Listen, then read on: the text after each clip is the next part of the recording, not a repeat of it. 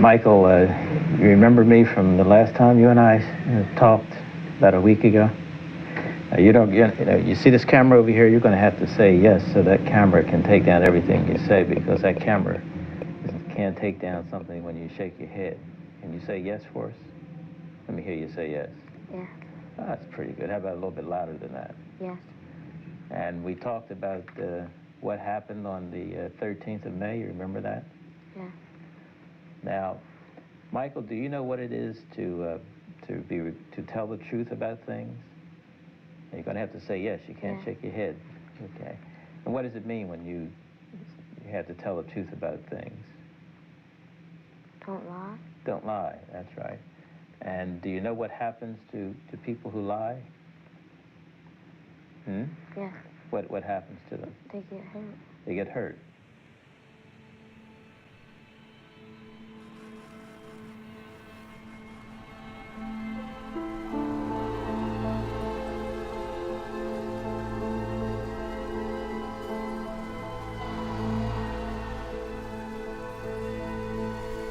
Yes, the big story on Action News tonight is the effort to evict Move from its house on the 6200 block of Osage Avenue. The effort has turned into a disaster. The fire is now 5 alarms, still raging out of control, as you can see. An unknown number of heavily armed Move members continue at large, possibly roaming the alleyways. Going in, everybody knew that Move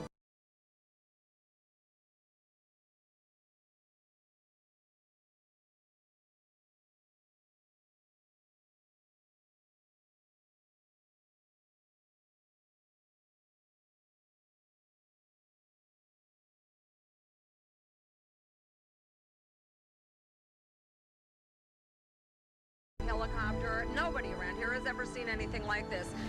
We expect that maybe 60, perhaps more homes have gone up in flames. I stand fully accountable for the actions that took place tonight.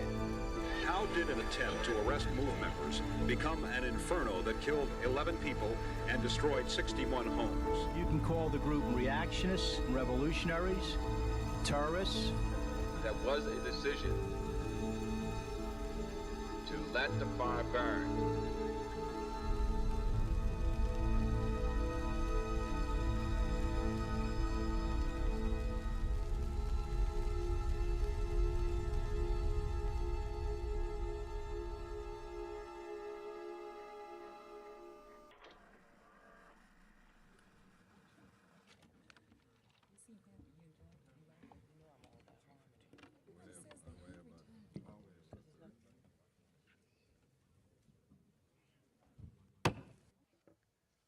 On May 13th, 1985, years of conflict between the city of Philadelphia and a small urban group known as Move ended in a violent, day-long encounter between the group's members and the Philadelphia police.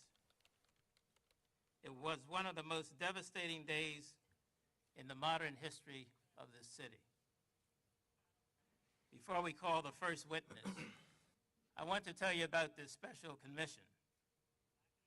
We are men and women, black and white, guided by our own attitudes and beliefs. What we hope to accomplish is to begin healing the wounds caused by the failure to resolve conflicting lifestyles in a peaceful way.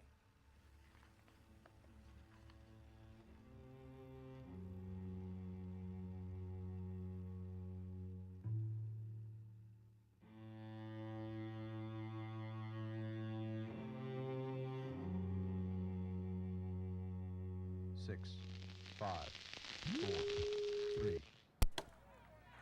This is Move, the people in an organization that admits to being totally revolutionary.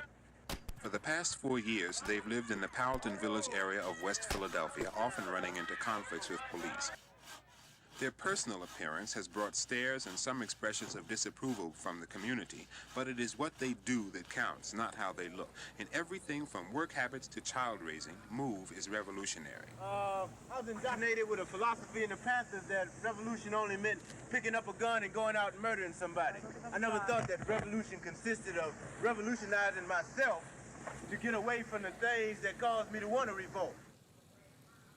MOVE does not believe in technology. They use a wood-burning stove for heat, and they have no electricity. But they do have cars, and they have a telephone. Why? All the answers are in the guidelines, their Bible left by John Africa.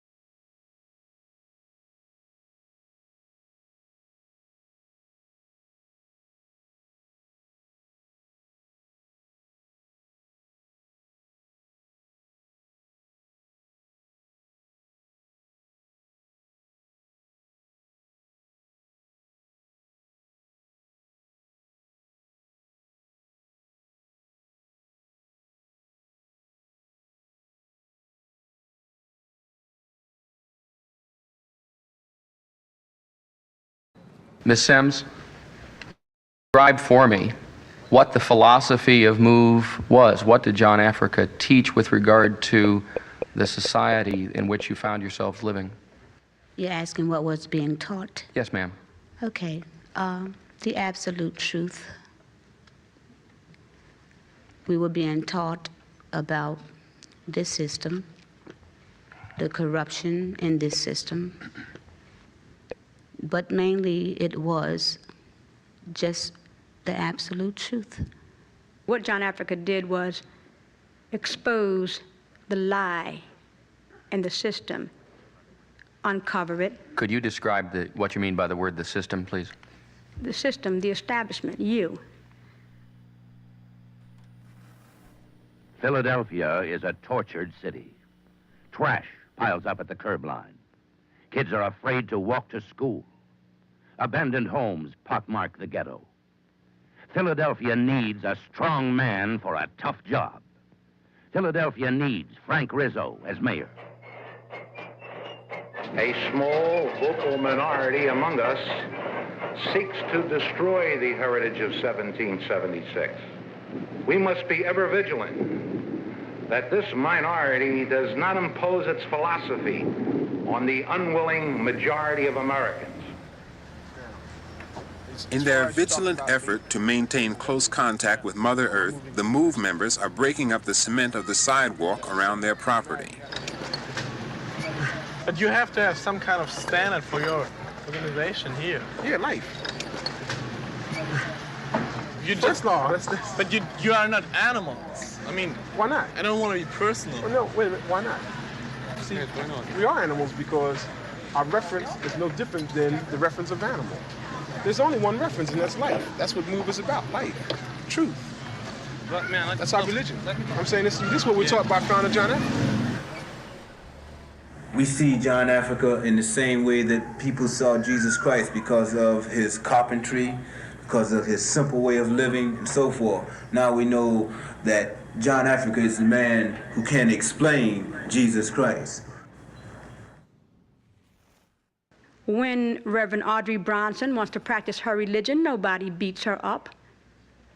But when MOVE wanted to practice their religion, people started talking about it's not done that way. There are Catholics and Methodists, evangelists, theologians, you name it. We were the religion of life. Where is it written that we could not have a religion of our own? Your brother Vincent Leapart was John Africa, is that correct? My brother Vincent Leapart was my brother. John Africa was the founder of the MOVE organization. And they were one and the same? I said my brother was my brother, and I said John Africa was the founder of the MOVE organization. Vincent Leapart is my brother.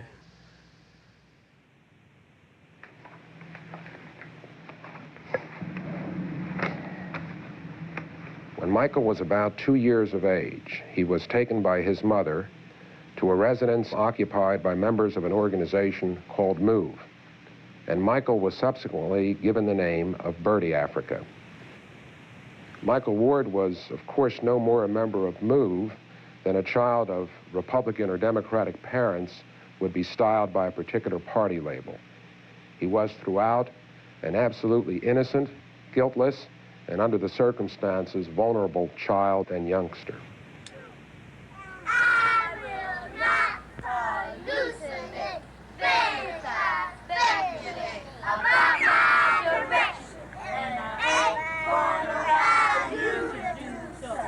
Unless you are asking me to believe in that which is believable, have faith in that which is faithful, trust in that which is trustworthy. Our religion is non-compromising to the conception of the same speculation. Long live John Africa! Now, when you go to school and you embrace that education, the very first thing you are taught in school is separation, is categorization, alienation, conflict. You're taught black, white, blue, green, up, down, back, forth. Taught Protestant, Catholic. Taught Yale, Harvard. Conflict, war. You know, if a child does not know that he is black and I am white, if he is not taught that categorization, if he is not taught that separation, in the place of that, all he can gravitate to, all he can know is harmony, is unity, is love. What is this? Light. What is that? What did it do to you? Can you eat it? No. Hear that. Light. Did you like raw food? Some of it. Some of it? What did you like particularly? Watermelon, mangoes, and sweet potatoes, and onions. And onions? Did you all eat any meat at all? Only one time we ate raw chicken. Why would the adults eat cooked food and the children not eat cooked food, do you know? They said they wasn't used to raw food. Oh, they weren't used to raw food, and the children were used to raw food. These kids do not have any skin condition that is normally associated with so-called malnutrition. Their stomachs are full like that because they eat all the time. Were you all ever punished for taking the food or anything? Because we can cook food. Yeah, did they punish you when you... They had meetings on. They had meetings? Would they ever hit the children? So you didn't get any spankings or anything like that? They said they don't believe in spanking. They didn't believe in spankings. I see. Did you, and when they would holler at the children, what would the children do? Cry. They would cry? Did they ever holler at you? Yeah. Did you cry when you were hollered at? Yeah. Did they say they loved you? Yeah. Did you love them?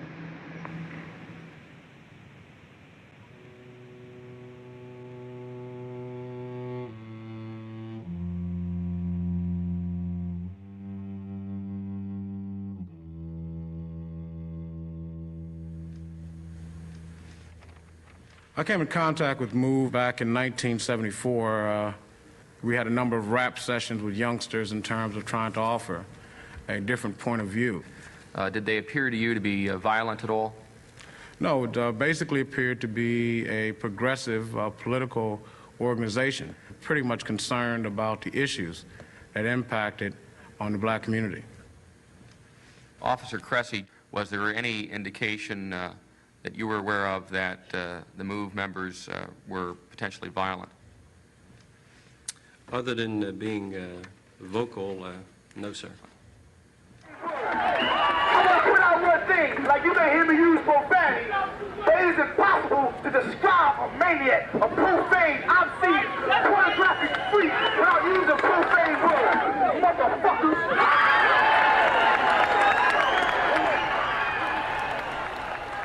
Do you have information concerning how many arrests occurred involving MOVE?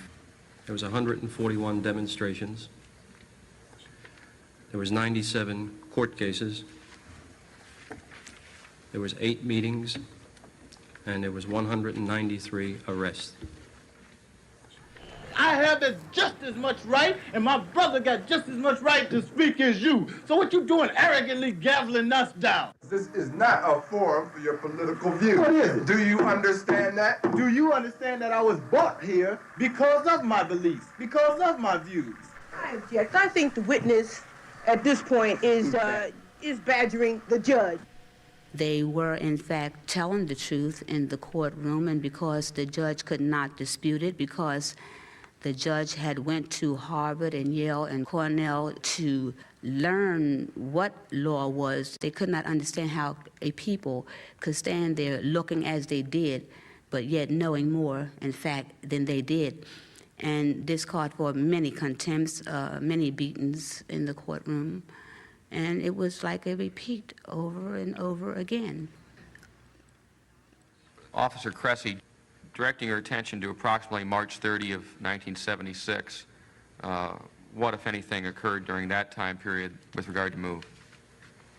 A 24-hour surveillance was established at the MOVE compound, 309 North 33rd Street.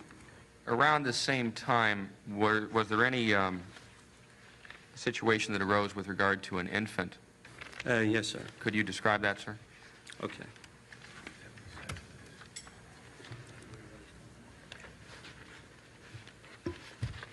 Just bear with me, please.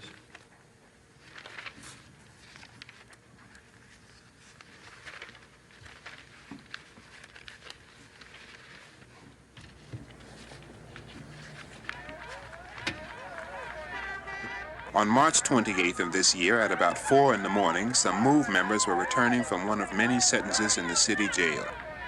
The MOVE people say they weren't making a lot of noise, but someone in the neighborhood complained to the police. What happened next is the beginning of a controversy that has yet to be investigated.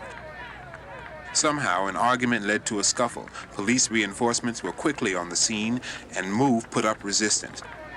By the time it was over, 6 policemen reported injuries, 6 members of MOVE were arrested, and later it was found that 3-week-old Life Africa, one of the MOVE babies, was dead.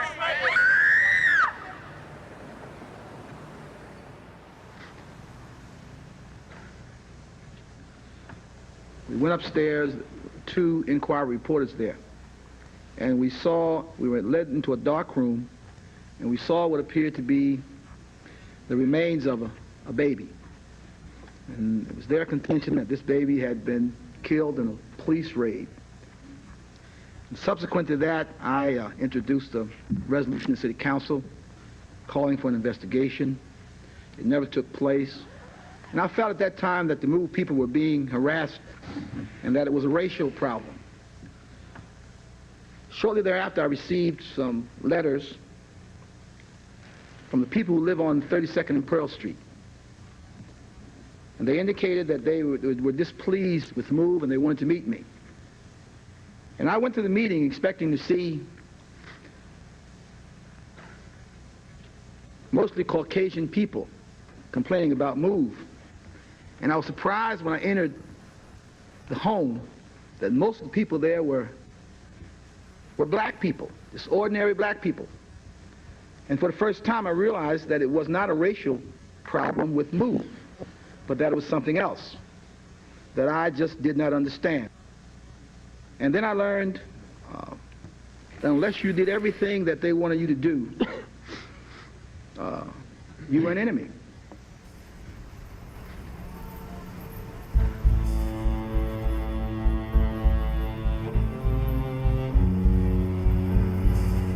On May 20th, 1977, MOVE brandished weapons from their Powhatan Village headquarters platform, saying no longer will we be beaten or intimidated by the police without a like response. To your knowledge, did any members of the MOVE organization ever possess any weapons? Not to my knowledge. Nor mine. Have you ever seen the pictures of May 20, 1977 at Powhatan Village where people are carrying what appear at least to be weapons? Yes, I have. Were those members of the MOVE organization? Yes, they were. Were they weapons? I don't know.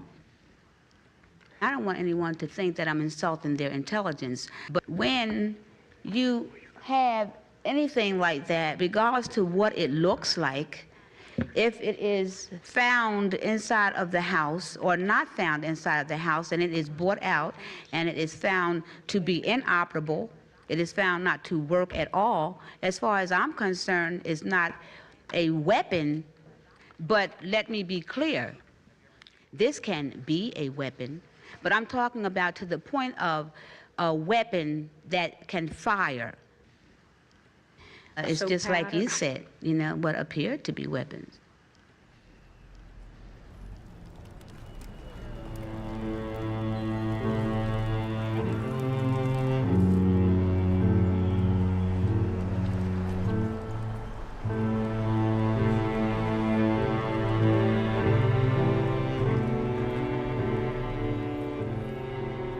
In my view, it seemed to suggest a turning point.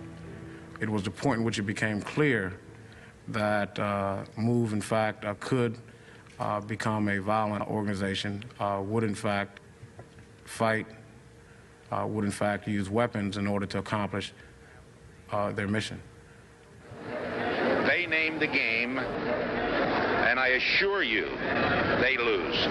We're going to do what's necessary. What is that? The strategy of John Africa. What is that? Our only defense. What is that? The strategy of John Africa. You aren't telling me anything. You're just saying the strategy. Hey, I wouldn't tell my strategy to you.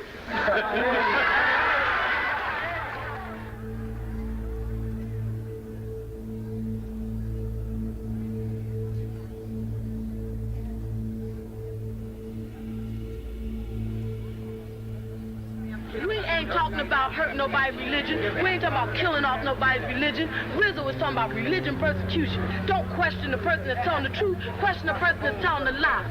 All right.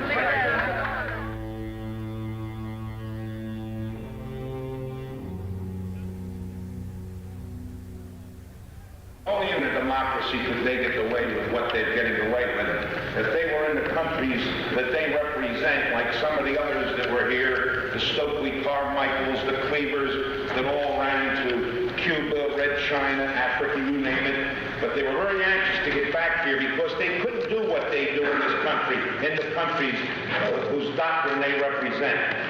And that's what's wrong with this country. We're backing off too much. People are people regardless of their color, their skin, their religion, their race, or nothing. They're still people. They can bleed, they can die, they can catch diseases. We can all go through the same situations. It's unnecessary for all of it. I really think it's unnecessary. And it all is going to boil down to a bunch of people getting hurt and killed over nothing. Over nothing that doesn't really make any sense.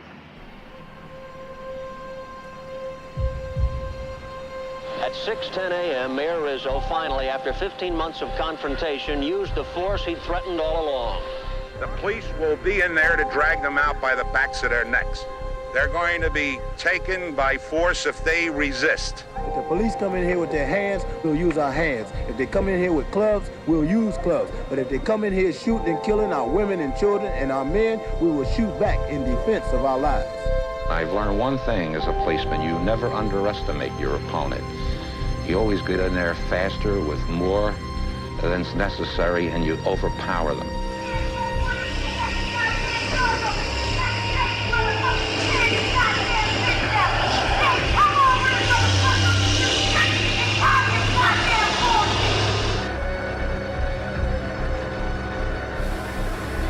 Stakeout personnel using body shields cover firemen as they position a portable deluge gun closer to the compound.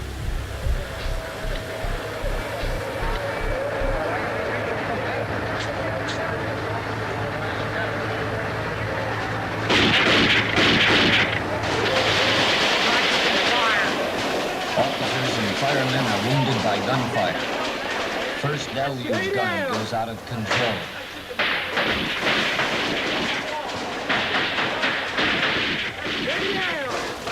Other officers and firemen begin to pull the wounded personnel out of the line of fire.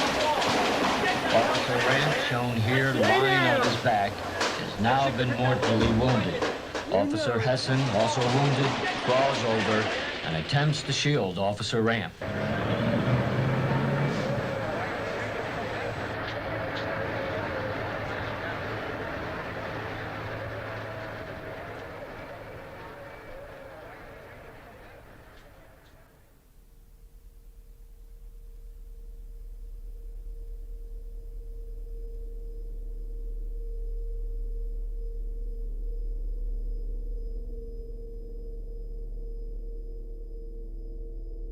Mr. Rendell,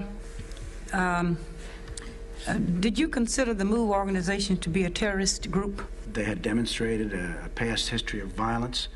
They had demonstrated a willingness to use the violence, force, or the threat of violence or force to achieve their objectives.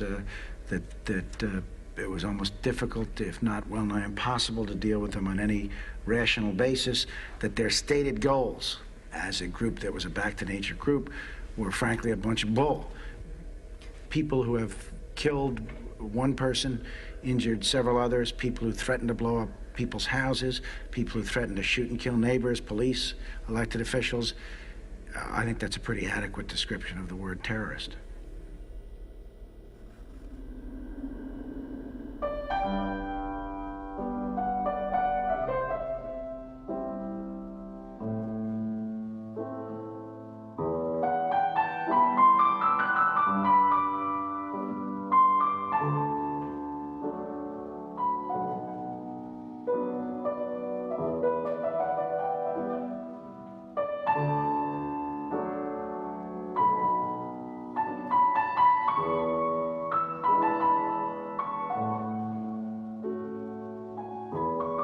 At every step of the way, including the final act today, the police used commendable restraint, and it was done for many reasons, most of all because of the children who are present today. There had been much concern on the part of many people that the police would make a violent assault on the MOVE members. As it turned out, the police acted with precision and restraint. Where one of the MOVE members came out the window with a cartridge case in one hand, a clip, and with a knife in the other, where he was hit on the top of the head with a steel helmet and was taken into custody. That's what you're referring to, Dan.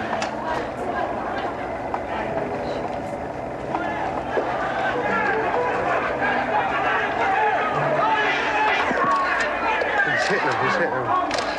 Hitting him on the head. He's kicking him on the head. I have no idea. I just couldn't see. Cops, you make a mistake doing that, sweetheart. Your ass, they are. The police probably would have been legally within their rights to have killed all of the 12 people in that basement. Do you believe in just a symbolic gesture, tearing the house down at this point, the very day of the shootout? I think behind it is the question we've got to ask is why.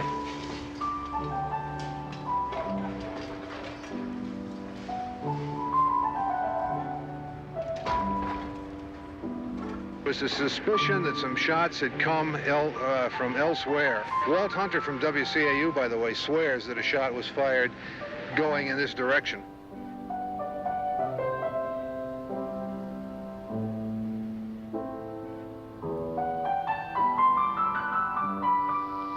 People who know us know that we're not terrorists. We fight cops because they're dirty, they're filthy, they're criminal. The sad part of it is that this incident is not yet over. There will still be misguided voices in the community seeking clemency for these criminals.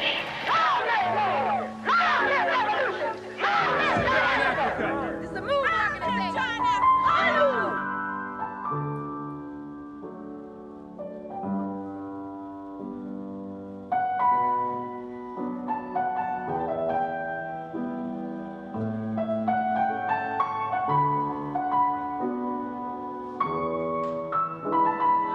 What they should have done is shot that goddamn bum, and then there would have been no trouble today.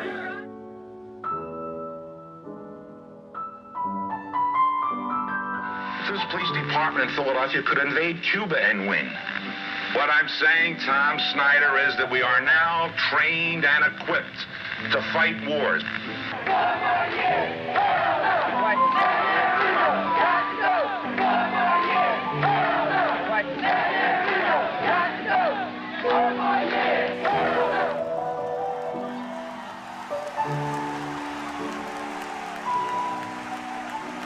All of us, from all neighborhoods, from all walks of life, can solve the problem facing our city.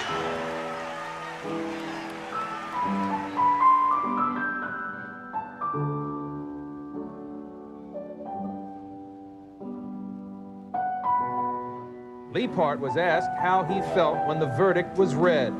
Nothing. I was asleep. What are your plans in terms of staying in Philadelphia, in terms of trying to continue the MOVE cult? It's not a cult. It's an organization.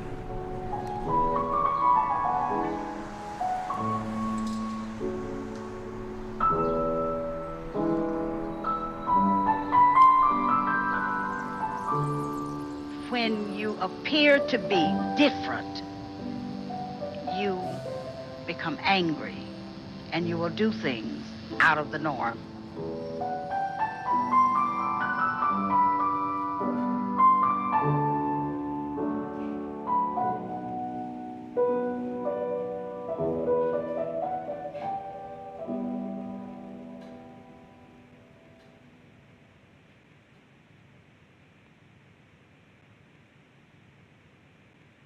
Did you ever think about leaving MOVE? Yeah, When was that? a long time ago. A long time ago? Why did you want to leave MOVE?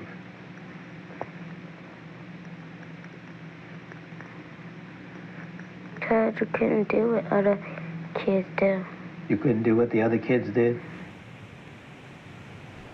What were the other children allowed to do who were outside of MOVE that you couldn't do? Play with toys and stuff, and ride bikes and watch TV. Did you tell anyone that you wanted to leave? Who'd you tell? We told y'all, we told each other.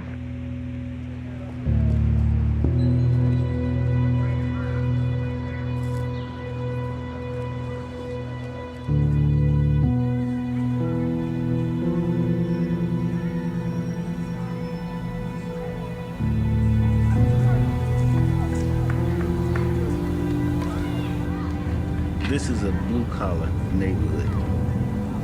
And any given summer day, you have the children playing in the streets. You have mother maybe sitting on the steps, neighbors talking to each other. And all of a sudden, on the loudspeaker, you'd hear a voice would come out and say, "You motherfuckers, what the fuck are you doing out here now? Do you know what's going on here? You son of a bitches, you're around here fucking everybody up. What the fuck is going on?" Anything that was vile, they would go into it.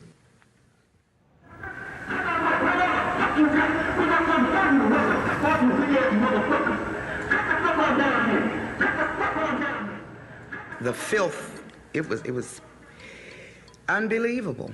And this went on this could be in something like this could be in someone's mind.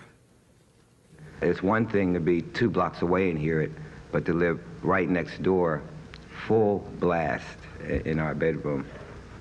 I watched my wife many nights lay there in that bed and cry with nothing else she could do.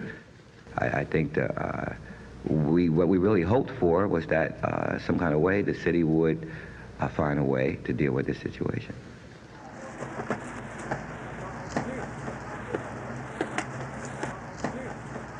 The only thing that was happening is that MOVE was taking a stand against the injustice that has been dropped on them by this administration and the original administration. MOVE principle has never changed. MOVE's mood, I'm talking about bitterness now, did change. They made, in my view, a conscious decision to aggravate residents to the point where the residents would, in fact, demand for the city to take actions to provide them with relief. And in that regard, the city would be forced into doing one or two things: to engage in confrontation or to engage in compromise. There was a lot of hostility between those two entities. And I think it must be researched why the hostility was there. Which two entities, Mr. Bond? The City of Philadelphia and the MOVE organization. And as a pawn, we were caught in between. and nobody, frankly, gave a damn.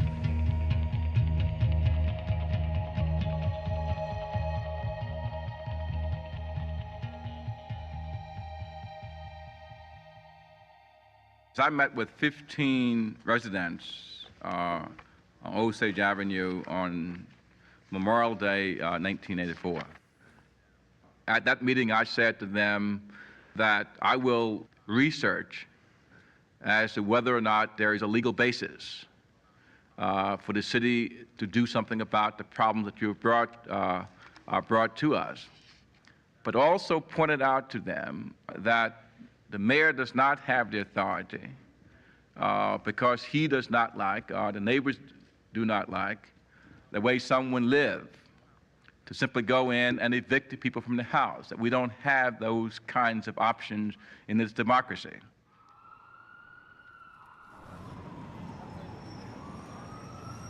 Today, more than 3 dozen Philadelphia policemen surrounded the building after a MOVE member was spotted on the roof wearing a hooded mask and carrying a shotgun. That standoff lasted less than 2 hours. Police did not enter the house and no arrests were made. In the last several weeks, their actions have escalated tensions in the neighborhood, leading to tonight's situation. When the individual was on the roof with the mask and the shotgun, my daughter was in our picture window.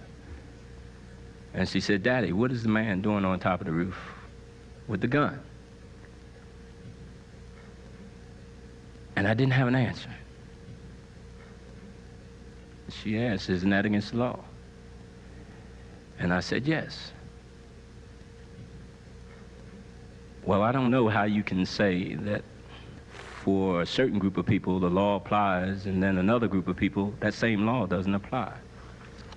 I think we were in the law on an equal basis, if I'm correct.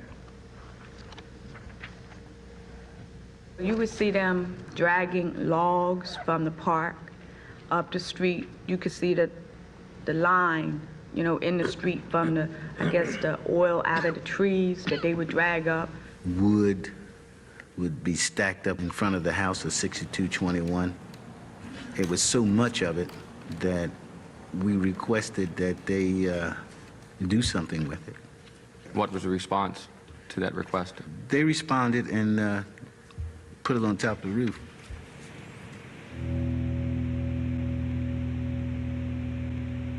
We used to play on the roof. You used to play on the roof a lot? A lot of times. Now, you said something about a bunker. Mm-hmm. How many bunkers were there on the roof? 2. 2. And do you know what they were made of? Tree wood and regular wood, and then we put steel on it, and then we put plywood on it. What kind of holes did they have in the bunkers? Like it was, the bunker was halfway over the roof, like this, and you could look down, you could see up the street and all over. Do you know what those holes were for?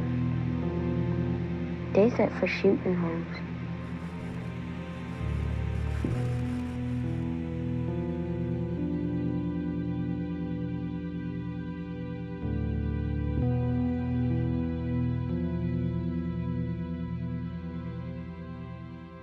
That bunker you see there is kind of a toy-looking thing. And I will tell you, on Osage Avenue, it commanded the scene. It overlooked and overpowered anything you can imagine. It was awesome. There's been talk that there are explosives in this house. Is there any truth to that? That's only people's, hallucination, because they have not been inside this house, so they would not know what is in this house. What is in this house is the strategy of John Africa that is very explosive. Is it a confrontation? It most certainly is a confrontation, one strategized by John Africa years and years and years ago. Commissioner, could you tell us what the lessons were that you felt were learned in the 1978 confrontation from your point of view? From my point of view, sir, was that MOVE was a group who was bent by virtue of their dogma and by their actions of destroying civilized activity and ability to live in a neighborhood peacefully. Tonight, there are growing concerns about the controversial group MOVE. City officials met today for the second straight day to discuss strategy. Sources reveal that Philadelphia's district attorney has now prepared the warrants that are legally necessary to evict MOVE members from their home. Once those warrants are signed by a judge, action by police to evict MOVE could come at pretty much any time.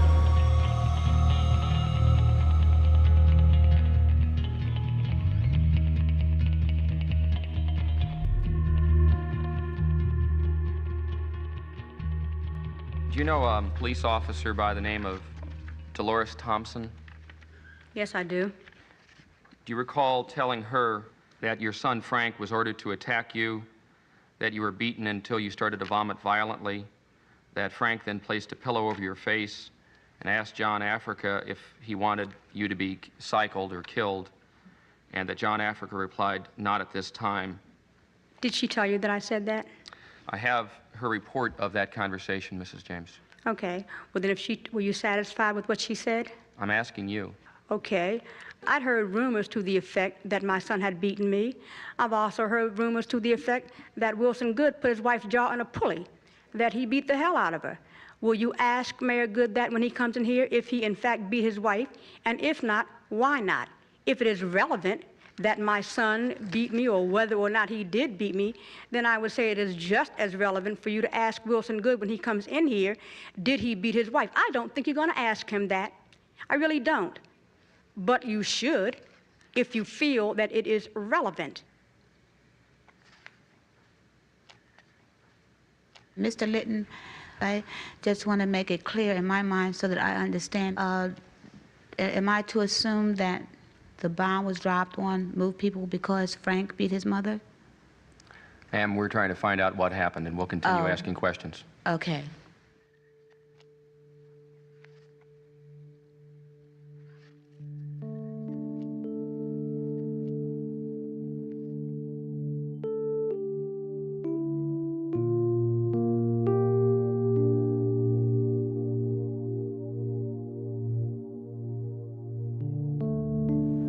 Of course, on Mother's Day, the evacuation has been slow. People had plans for today. A few had decided that they'd stay and not evacuate, but police have now apparently advised those people that they think it's best that they leave. I hope that it's resolved quickly and have all confidence that the mayor is going to be doing the right thing. I wouldn't mind staying myself, you see, but I was told to leave because you don't know what the extent of this is going to be, you know? What do you think? I think, believe it or not, I think you'll have to kill all of them. And neighbors have been told by police not to return to their homes for 24 hours. That's 10 o'clock tomorrow night. Now, what will happen between now and then remains to be seen, Charles. And Casey, some of the neighbors, as they were leaving, said to me that as they were leaving the neighborhood, the MOVE people were sitting out in front of the MOVE house, the children in hand. Perhaps that was a subtle or not so subtle indication of what's happening here. Did you consider, sir, that at least in 1978, the members of the MOVE organization who were at the Pelton Village House had used their children as if they were hostages? No, sir, I did not. You've said they came out holding their children up as shields. I'm not an expert in police science, but I think to the layman that might suggest that they were using their children as a hostage. And that's why I'm asking you why you did not consider that.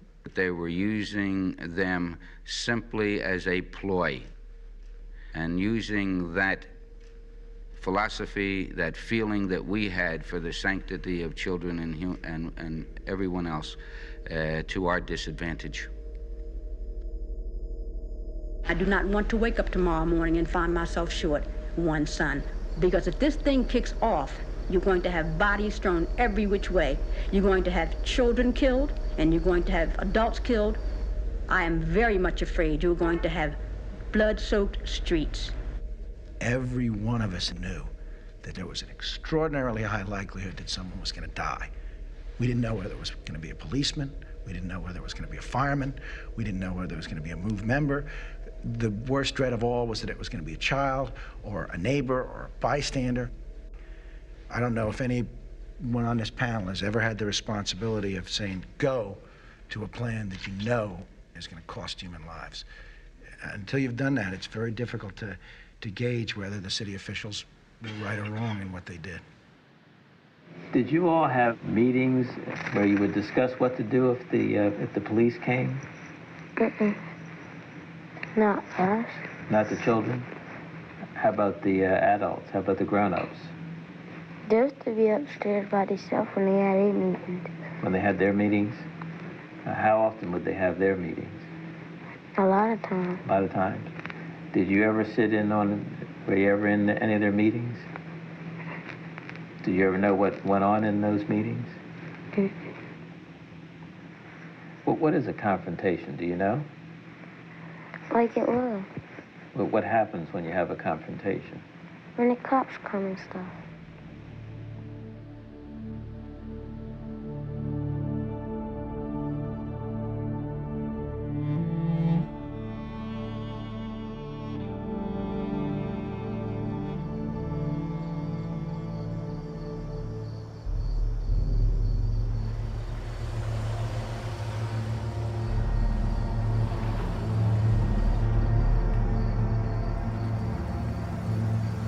What did you believe they might have had by way of firearms in that house? We were led to believe that they had automatic firearms. Shotguns, I guess just as well as equipped as we were. And so based on what you believed they had, then you went prepared to match... To match or to be better than. Or to have superior. That's correct, sir. We interrupt regular programming for this special report. I'm Dennis Woltering with Harvey Clark at 62nd and Vine, where authorities continue preparations for an apparent confrontation with the radical group MOVE. Let me tell you what's happened so far this morning. About 2 hours ago, about 3:30 a.m., utility crews moved into the area, shut off gas and electricity. SWAT teams have been converging on the area. You can see a fire truck behind me with a deluge gun pointed back that way. It's aimed apparently at the MOVE house. It looks like the scene is set.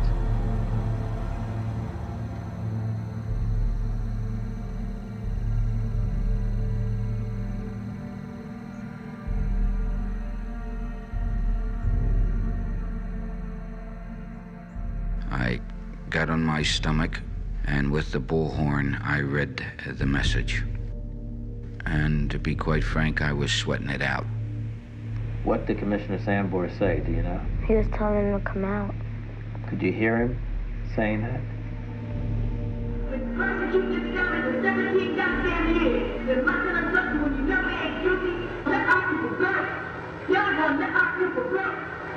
What was the response of the MOVE organization when you read the arrest warrant that they vacate the premises? That they would not surrender. Can you tell us what else they said? That they would kill us all. And what else did they say? They said that that all of our wives would be widows. And what else did they say about your wives? They said that our wives would be sleeping with other men before the end of the day. Did they describe what other kind of men? Yes, sir. Would you tell us? They said that our wives would be sleeping with black men before the end of the day. Do you recall what your reaction was to those statements? I accepted it, sir, as some of their rhetoric and attempts to incite the police and myself to a precipitous action.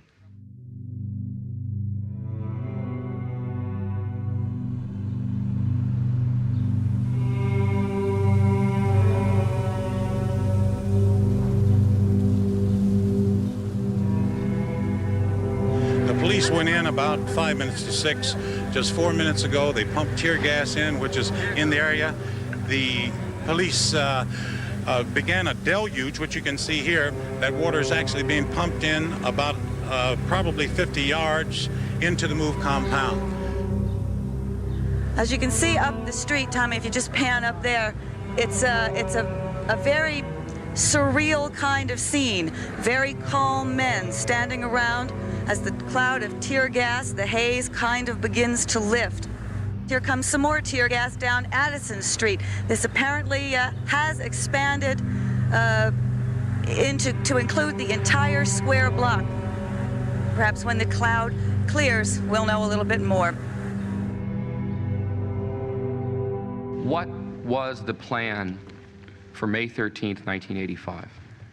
The tactical plan, as I understood it, was to remove the moved people, all the people, from the house safely. That was the objective.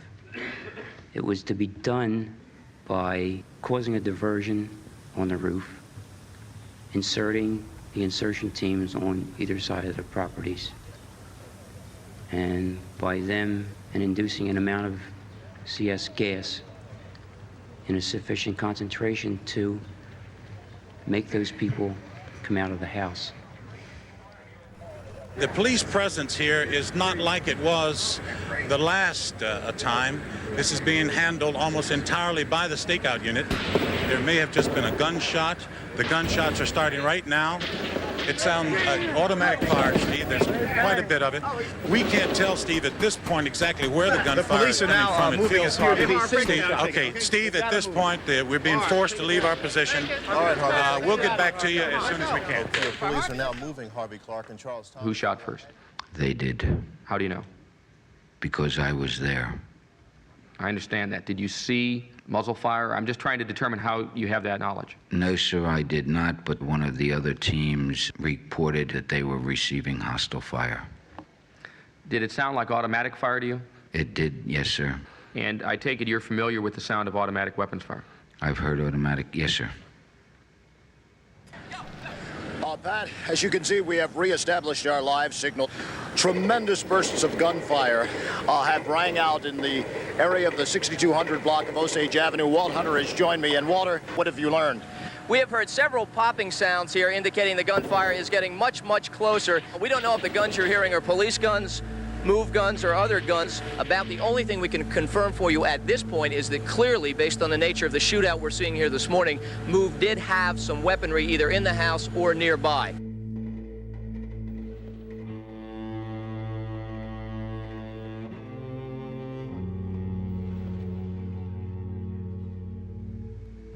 As you know, Commissioner, there were no automatic weapons found in the Move house. Do you know whether or not the automatic weapons fire you heard was in fact from police officers? The firing, as initiated by Move, was apparently automatic fire, and I cannot explain it, but I do not believe for 1 minute that it was the police that were firing at that time. Once the MOVE members started firing, their status changed radically in the eyes of the law. They, at that point, became forcible felons. And there's a whole different set of laws as to the apprehension and the amount of force that can be used in the apprehension of and the prevention of the escape of forcible felons. Including the children? No. That's as to the adults. We went downstairs. Did the adults tell you to go downstairs? And where did you go when you went downstairs? The garage. Into the garage? Where were the men? They was upstairs. Do you know what they were doing?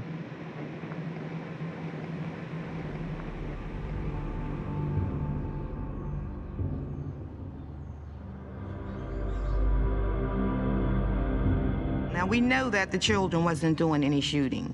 Do you feel that their rights? I do not know that the children were not shooting. Would you say that if we had children in there 4, 5, 6 years old, that they would have been using any type of weapons? To my knowledge, there was only one that young.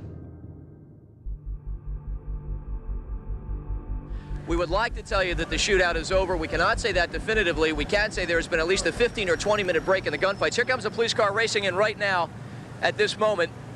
This is a highway patrol car racing into the scene.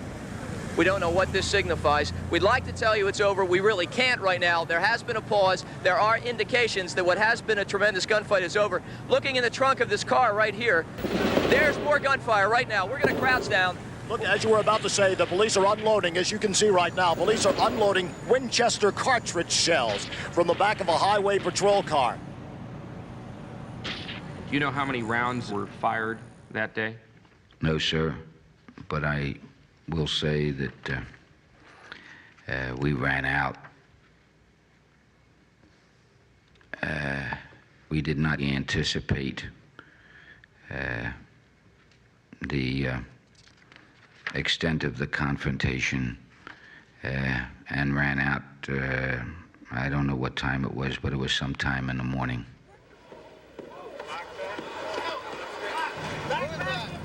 What's happening is it's a shootout. Oh, man, and those kids and all that work.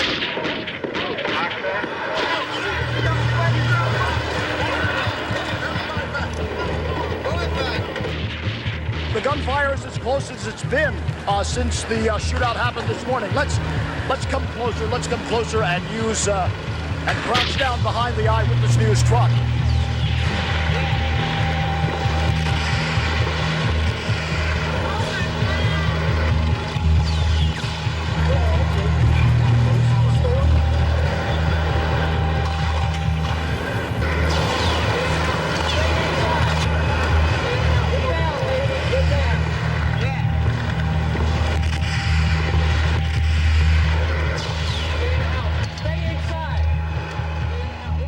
Heard shots being fired and cops was in the alleyway. They was like, get in the house, don't come out. I was very, very frightened. You're supposed to nip something in the bud. If you see something's coming, you're supposed to sit down and try to iron it out before something like this comes to the stage. It's war. This is war. I've never seen it, but I've lived through it today.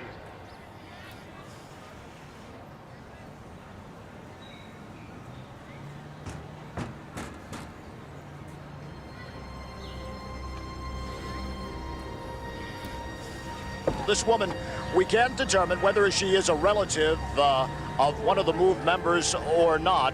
It appeared that things had gotten calm, and then, as you heard about a minute and a half ago, another burst of gunfire. This woman is now being taken into police custody. You're watching it live.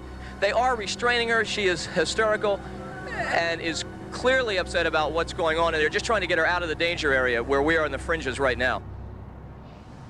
Did you have a concern that the people in that side of that house might be in physical danger or that their lives might be in danger? Concern? We knew it.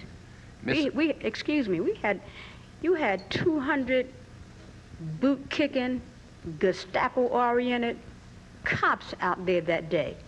You had that day a police officer by the name of Mulvihill, who was in the 1978 tragedy, who was in fact one of the officers who stomped and kicked and beat and bludgeoned and shot and helmeted and kicked some more, my brother, Delbert Africa. So as I understand your testimony, you were concerned that there may be physical harm to the people inside that house. Is that correct? Would you turn up your hearing aid, please? I can hear you fine, Mrs. James. Well, My then question if you is... can hear me fine, if you don't have a hearing aid, I suggest you get one. Well, because... Excuse me. Yes, ma'am. To ask me, and what were we concerned is complete insanity.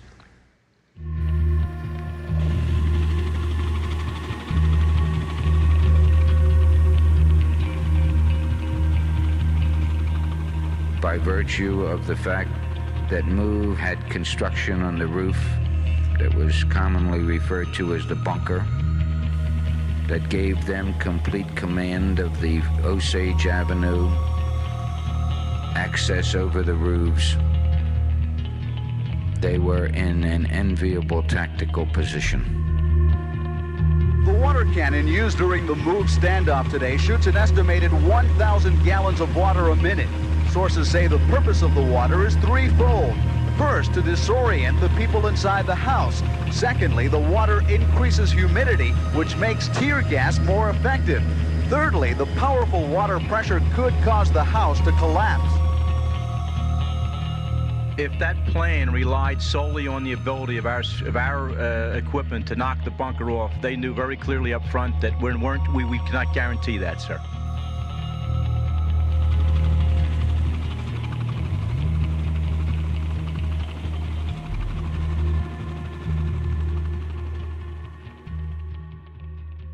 Chris, I saw Police Commissioner Gregory Sambor about 45 minutes ago, and he described his men as, quote, taking a break now. They are obviously somewhat startled by the way that MOVE's building at 62 and Osage was fortified and able to take the water barrage and the bullets that flew in there this morning. Thousands of rounds spun off. Larry, for the first time, it's been quiet for several hours here. The police helicopter did go back up, and I guess they wanted to take a look at the top of the bunker. We had reports, what you see in front there, the yellow tarp is the front of that building, and we were told that that bunker was destroyed, but it appears that it's still there. Okay, Harvey, they've stopped the snorkel gun now. There's no water on that roof. For some time, the water has been turned off. At City Hall this afternoon, Mayor Good appeared publicly for the first time since the siege began. Good said he's committed to removing MOVE from the structure. We intend to evict from the house, we intend to evacuate from the house, and we intend to seize control of the house. We will do it by any means necessary.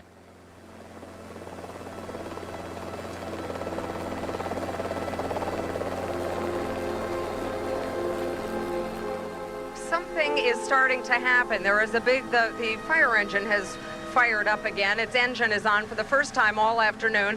We just saw some police officers behind us have their hands over their ears. We don't know why. We can't hear anything at this point. I must say that this tiny little flurry activity is really the first bit of activity that there's been here all afternoon. It's been very quiet. Police say that they have a plan. They say it will be implemented shortly. We will tell you what it is when it happens. Reporting live from 62nd and Delancey, this is Chris Wagner, Channel 6 Action News.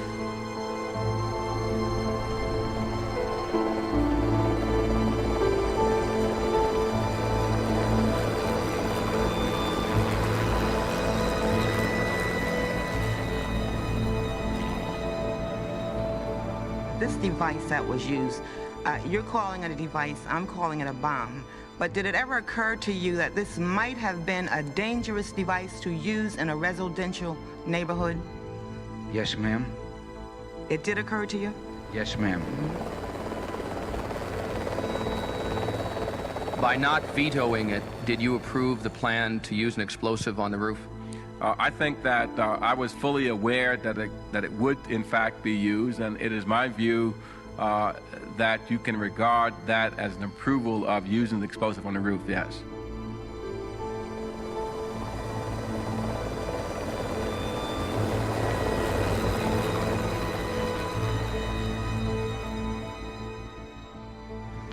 I come in at an angle about like this, and I put the helicopter right there in a 10 to 15 foot hover above the roof, and I was right on the left-hand side of the helicopter, right here onto this corner is where I finally came to a stop.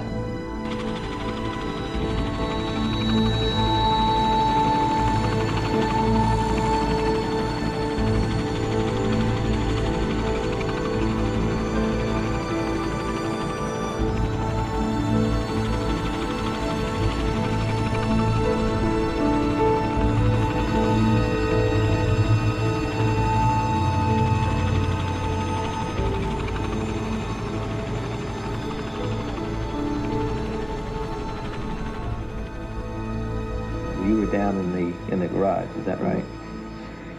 We was down there for a while, and then everybody came down. All the men came down? That's when the big bomb went off.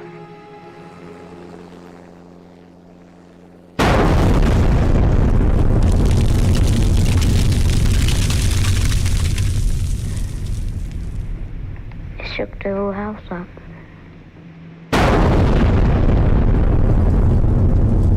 Lisa, there has just been a huge explosion here. We don't know what it means, but it just shook the whole place. Debris flew all over the place. I don't know what that explosion was. All I can tell you is that it was a huge blast. Get a shot with me. Harvey, can you hear us? At this point, I really can't tell you very much. There was about a 15-second delay, then an explosion. Perhaps the most frightening thing here is that police do say that 6 to 8 children are believed to be inside the MOVE house. As soon as we find out what the explosion is, we will try to tell you. At this point, I simply do not know. After the explosion, you saw that the bunker was still there? Yes, sir. Did you observe any smoke or fire on the roof? I did not. And I did hear over the radio that there was none.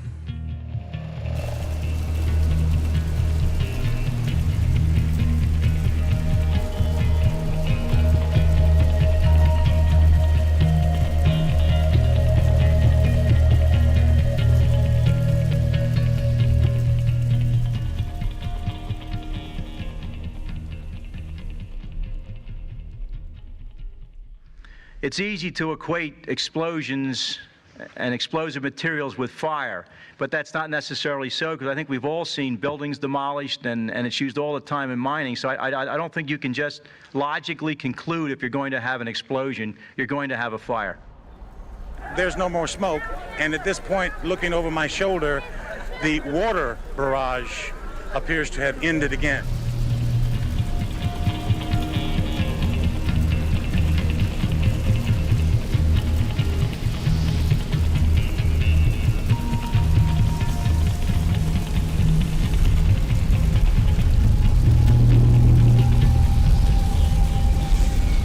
Okay, there is a new development at the MOVE building, 62nd and Osage. We'll go live right away to Harvey Clark at the scene. What's going on, Harvey? Larry, behind me, you can probably see right now, we'll push to try to get a little tighter shot of it, that the satchel charge or whatever the explosive or bomb that was dropped on the MOVE compound just a few minutes ago has apparently started a serious fire.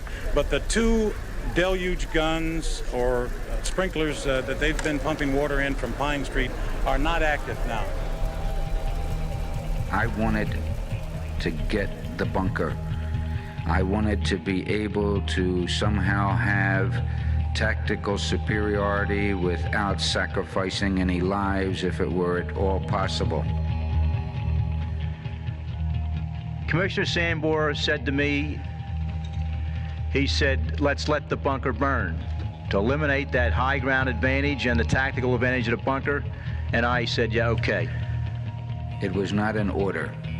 In essence, in communication, I communicated to him that I would like to let the fire burn.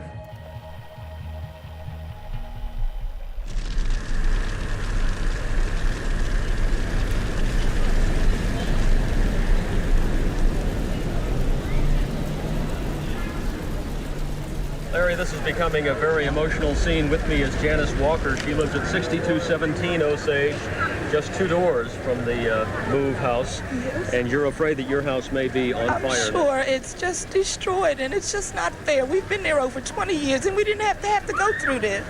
Well, we only left with a few odds and ends, you know, for the night. We had no idea it was going to be this devastating. You got innocent people that live around there on Osage Avenue, and they just, you know, I mean, their properties is just gone up in smoke.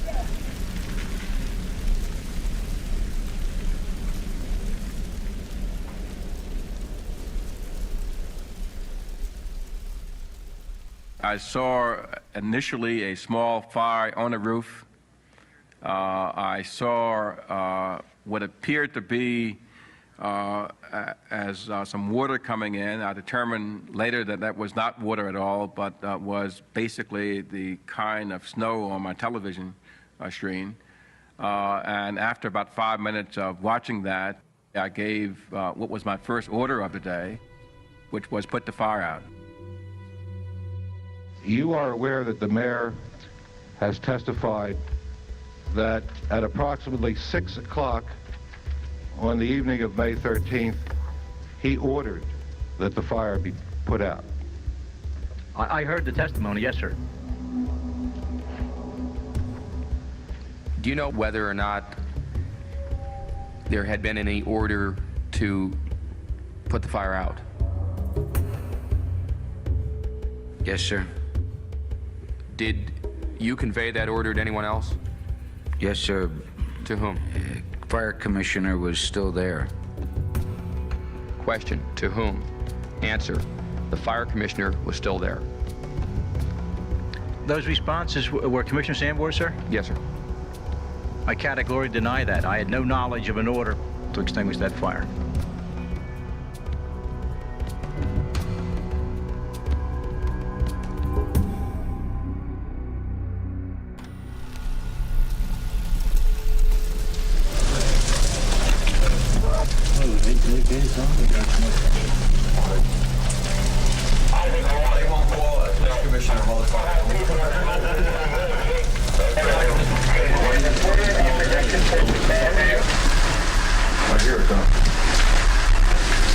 That's water.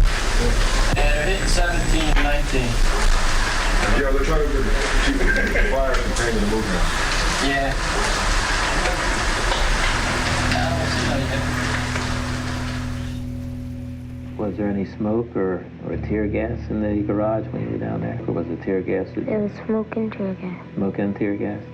Did it bother you? Did it burn your eyes or anything? Mm-hmm. And what did you all do? We was under the blanket with our heads. Were all the kids under blankets? Mm-hmm. Where were the women? Were they Under blankets. They were in the blankets? Now, you said the blankets were wet. Mm-hmm. How did the blankets get wet? Because we had them in a bucket of water.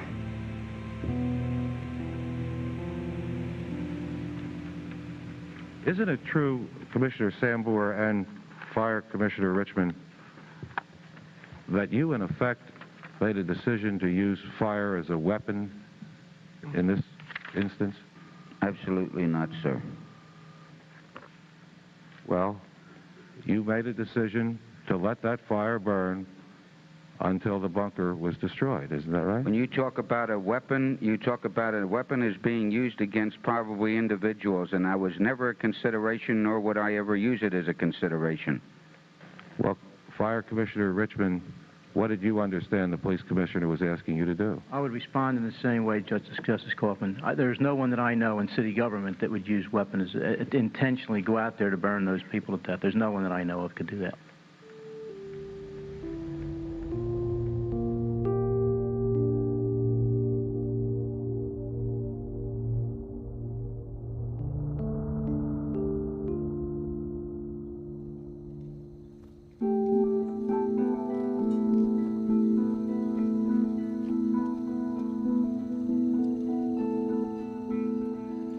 You were aware in 1978, I assume, that a situation had developed involving certain police officers and Adelbert, Africa. Yes, sir.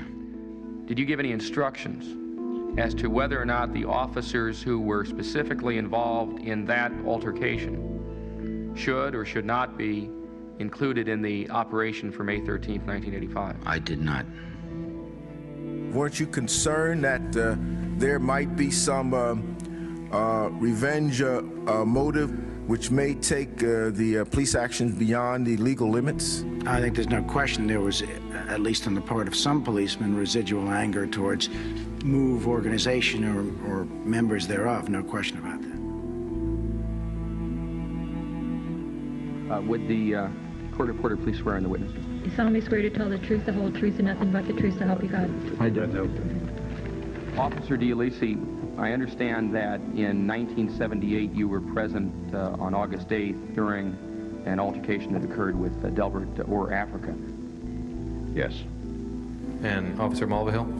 What does that have to do with May the 13th? The officer was tried and found not guilty of that offense. That was going to be my next statement, Mr. Mosener. Officer, we understand that you were charged in connection with that case, and also we understand that there was a directed verdict by Judge DeBona of not guilty in that case. Is that correct? That's correct. Speak up, please. Just take a position. They must be moving somewhere in Osage, and they're all scattering between 62nd and Osage and 63rd. They're running around like, you know, something's going on around here. These are live pictures. They are looking for something there. You can hear howling. Where it was coming from now, I don't know. When the fire got real heavy and we smelled all that smoke and we couldn't breathe, then that's when we started yelling at kids coming out, and then they opened the garage door and opened the cellar window. What did you say, or what did you yell? We were saying, we want to come out. You want to come out? And what did the other children do? Did they do the same thing? Yeah. Were any of the children crying? Yeah, we all was. Why had you all gone to the back alley? To prevent the escape of MOVE members. Well, what did you expect to find in that alley, the reason why you took a machine gun back there? I had no idea what to expect in the alley.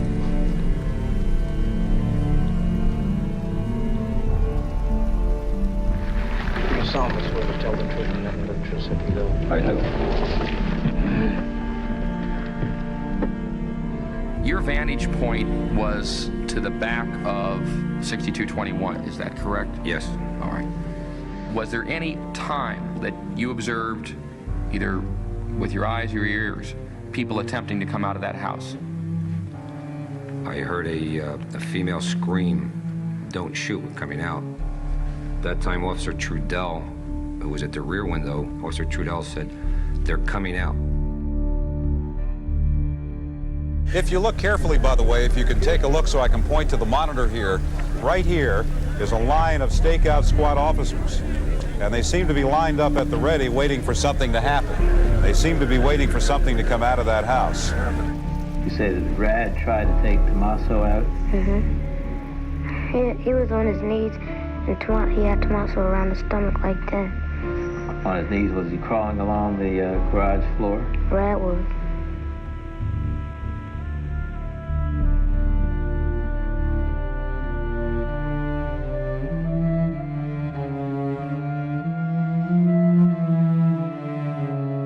Now, when they did come out, I see the smaller child come out, and then an adult male come out right behind him. Yeah.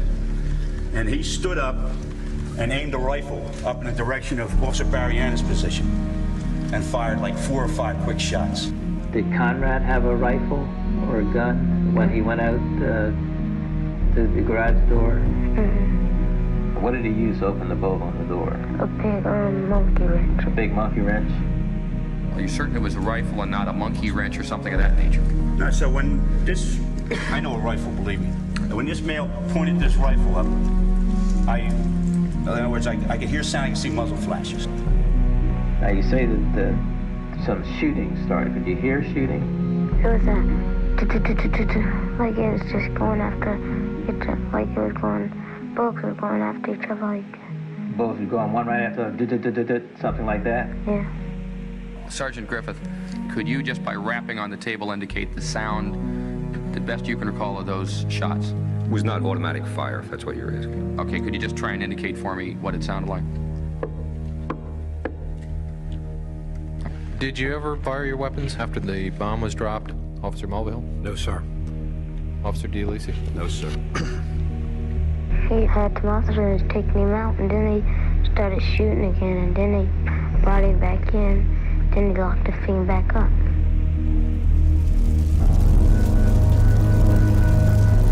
Did you see the child actually go back into the house?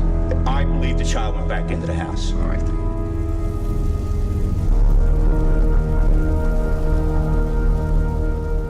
Do you have any idea why that person may have gone back into the fire?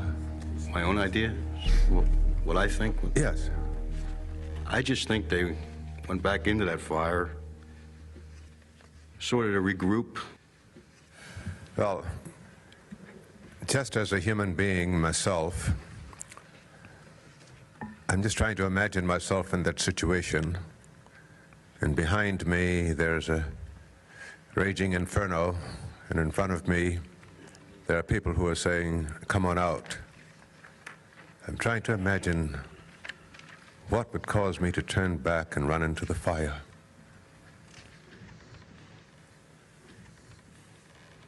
I don't think we said anything other than come down to us, come on down with your hands up. Normal police jargon for calling the suspects to come down. Mm-hmm. I'm just saying that I'm trying to put myself in that person's skin. So I don't think you ever could. We'll move members. Well, you see, I knew a lot of those people as individuals and as human beings. A lot of people know Move from what they may have seen.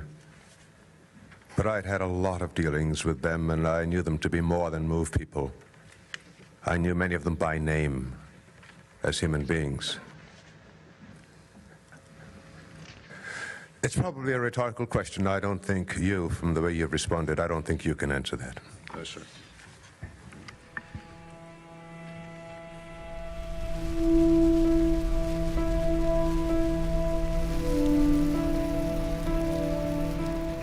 And then what happened to Tommaso? Ron just smacked him, was doing like this on his back. Rhonda had Tommaso, and she was hitting him on his back. Was he crying then? He had stopped crying? Did you hear him cry anymore after she was trying to pat him and hit him on his back? Only one time. And then what happened? He stopped. He stopped?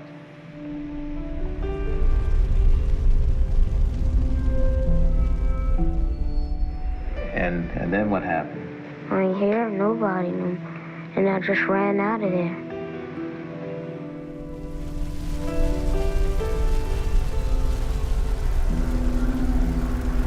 Oh my goodness.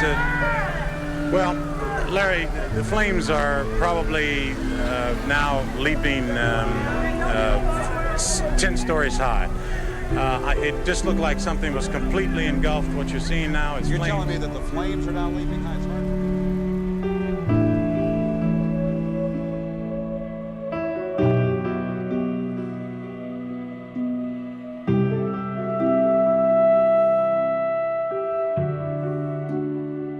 I remember Ramona coming from the rear of the move yard over the fence and down. And she had started to walk down and stop, and she would wave with her hand like this. And then do I see Bertie? The way I described it, looked like he literally came through the fire. There was a board on fire there, and he hopped over that, and he started coming down. What did you see when you first ran out of the house? I saw fire and stuff. You saw a fire. Where did you see the fire? The tree was on fire and the house was. And the house was on fire? How about on the ground? Was there anything on the ground on fire? The tree was falling down. Pieces of fire from the tree were falling down? Did the adults tell you what to do if you all got out of the house? They told us to stay together. Ramona's up top. She's on the walkway, the elevated walkway. That's right. Bertie's in the driveway. Now, as they're coming down, Ramona is a little bit in the front. But at one time, does Ramona stop, and she goes over to the railing on the rungs with her and reached over and tried to pick Bertie up. He got, I believe, 1 foot, maybe 2, I don't know, on the bottom of the concrete wall where the fence meets, okay? And she either let go or slip or whatever. But Bertie fell back. He went back. And I remember he didn't get a chance to put his hands down to break his fall. The impression I was left with, he landed square on his head. If you're watching somebody or somebody falls and you hear a thud, you can almost feel it. That's the same sensation I think we all got, that we knew Bertie was hurt at this time. It was an actual feeling. We could all feel it. That's when I fell and then I fainted.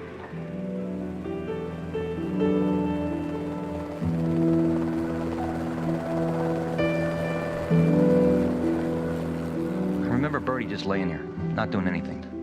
I said, Tommy, here, take my shotgun. I said, I'm going to go get the kid. And I remember him saying to me, I'll cover you. Officer Miller saying that? That's right. At one point, did I start out to get Bertie, and that's the first time I realized Officer Tercy was behind me. He grabbed my left shoulder. He said, don't go out there, Jim, it's a trap. What was your concern, officer? I don't know how to explain it other than a sixth sense or something, that there was something wrong in the way Ramona went down. I just felt something was incorrect or not right about that situation. I stopped them from going out right at that time. That's all. I was scared to death. I just didn't want to let that kid lay there like that.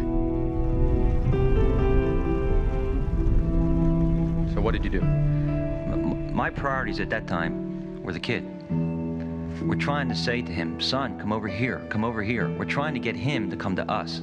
This is a result of Officer Tercy saying, be careful, it's not right or something to that effect. It doesn't feel right. Inadvertently, Bertie gets up. I remember him taking a few steps, and he went down in the water. He fell?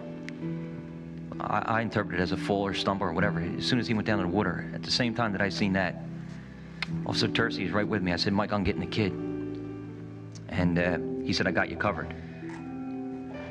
I remember running underneath with my right hand, and I scooped him underneath his left arm. Was his head submerged under the water? I don't remember. As soon as he hit the water, I went.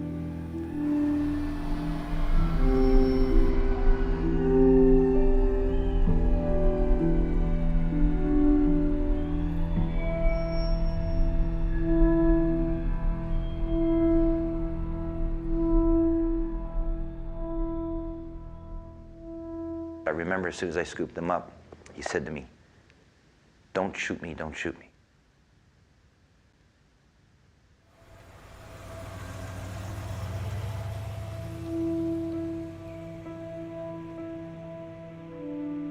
When the police got you after you finally got out, did they ask you anything about whether or not there were any kids still in the house, or were there any other grown-ups still in the house?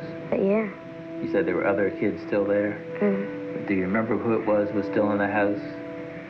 Trey, Netta, Martha and Melissa, Phil, and the big people, Teresa, Rhonda, Ball, Nick,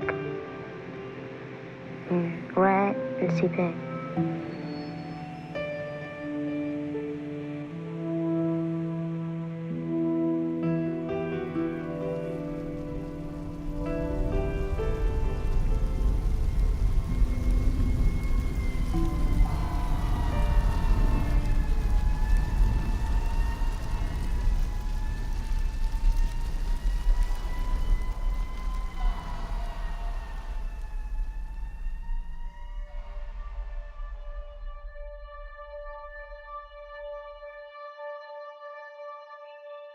Ramona Africa, the MOVE spokesperson in recent weeks, is in police custody tonight. She was captured outside the MOVE compound sometime after the massive fire broke out there this afternoon. The child being treated here at Children's is suffering from second and third degree burns on his arms and legs. All officials know at this point about his identity is that his last name is Africa. All night long, an increasing number of firemen have been trying to battle what is now a 6-alarm blaze. There's a lot more water being trained on it, but it looks as though this is going to burn for a long, long time.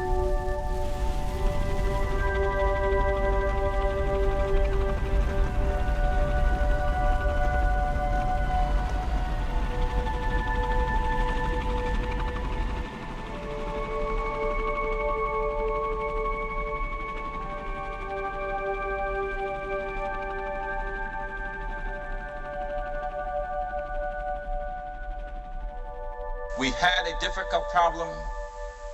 We made a difficult decision. It did not turn out as we intended. As we face the coming days, I ask your prayers for our city, for the homeless families, and for the families of those who've lost lives.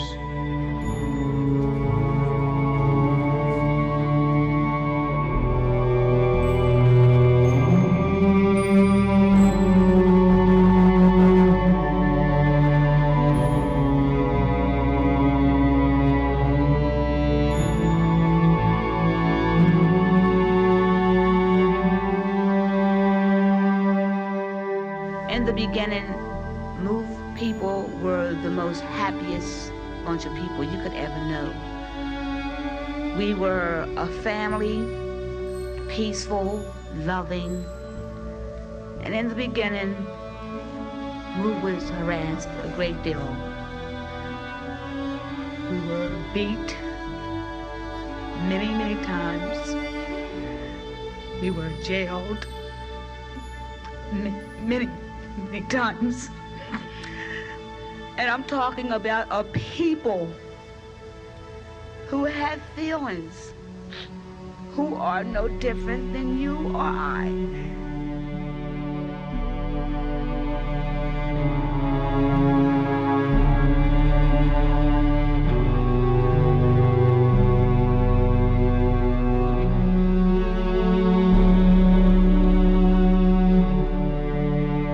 System can convict me of riot and conspiracy in a blatant situation like that, where it's obvious to everybody, the whole world, that I did not riot, then it should not be hard to imagine at all why and how this system convicted 9 people of murdering 1 cop. It's the same thing. The system had one intention in both confrontations, to either kill MOVE people or to put us in prison as long as possible. It's just that simple.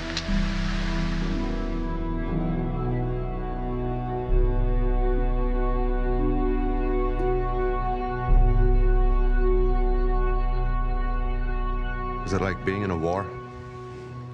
It's just too many things that go on to sit here and just say how you felt. I thought about the kids in the house. I thought about my kids. I thought about a lot of things, but to sit here and I don't know. I couldn't answer that. I've been sitting here listening for many days, and I've read scores of pages of reports and testimony, and it has all been, all of it, very depressing and very discouraging, except what I've read about Officer Berghire and what I've heard from Officer Berghire. And if there's any hope in this whole sorry situation, it's because of that officer, and I want to thank him. Thank you, sir.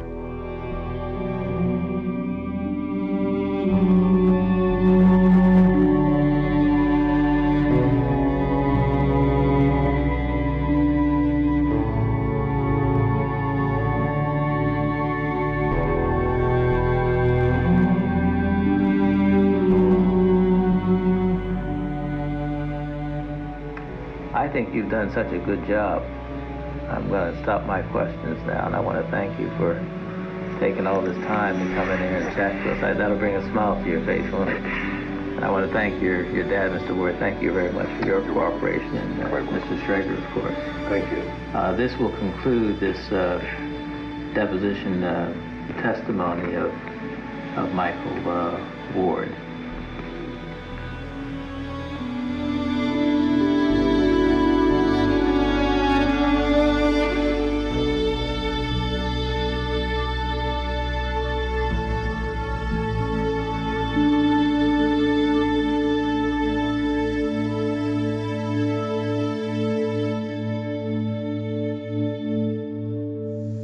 As of today, you, the people, have all the principal facts which tell the story of the Osage Avenue tragedy.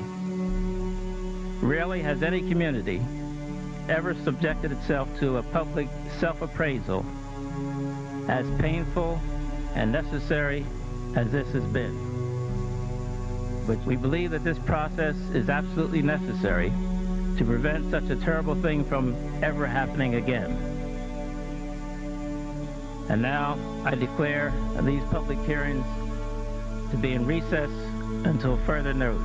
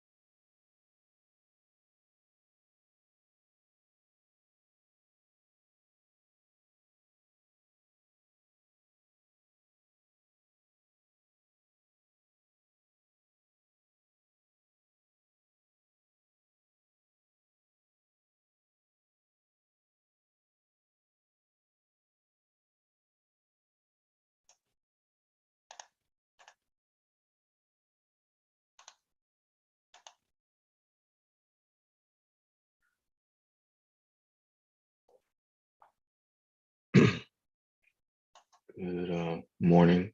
Good night, everyone. Hope you can hear me all right. We can hear you. Great.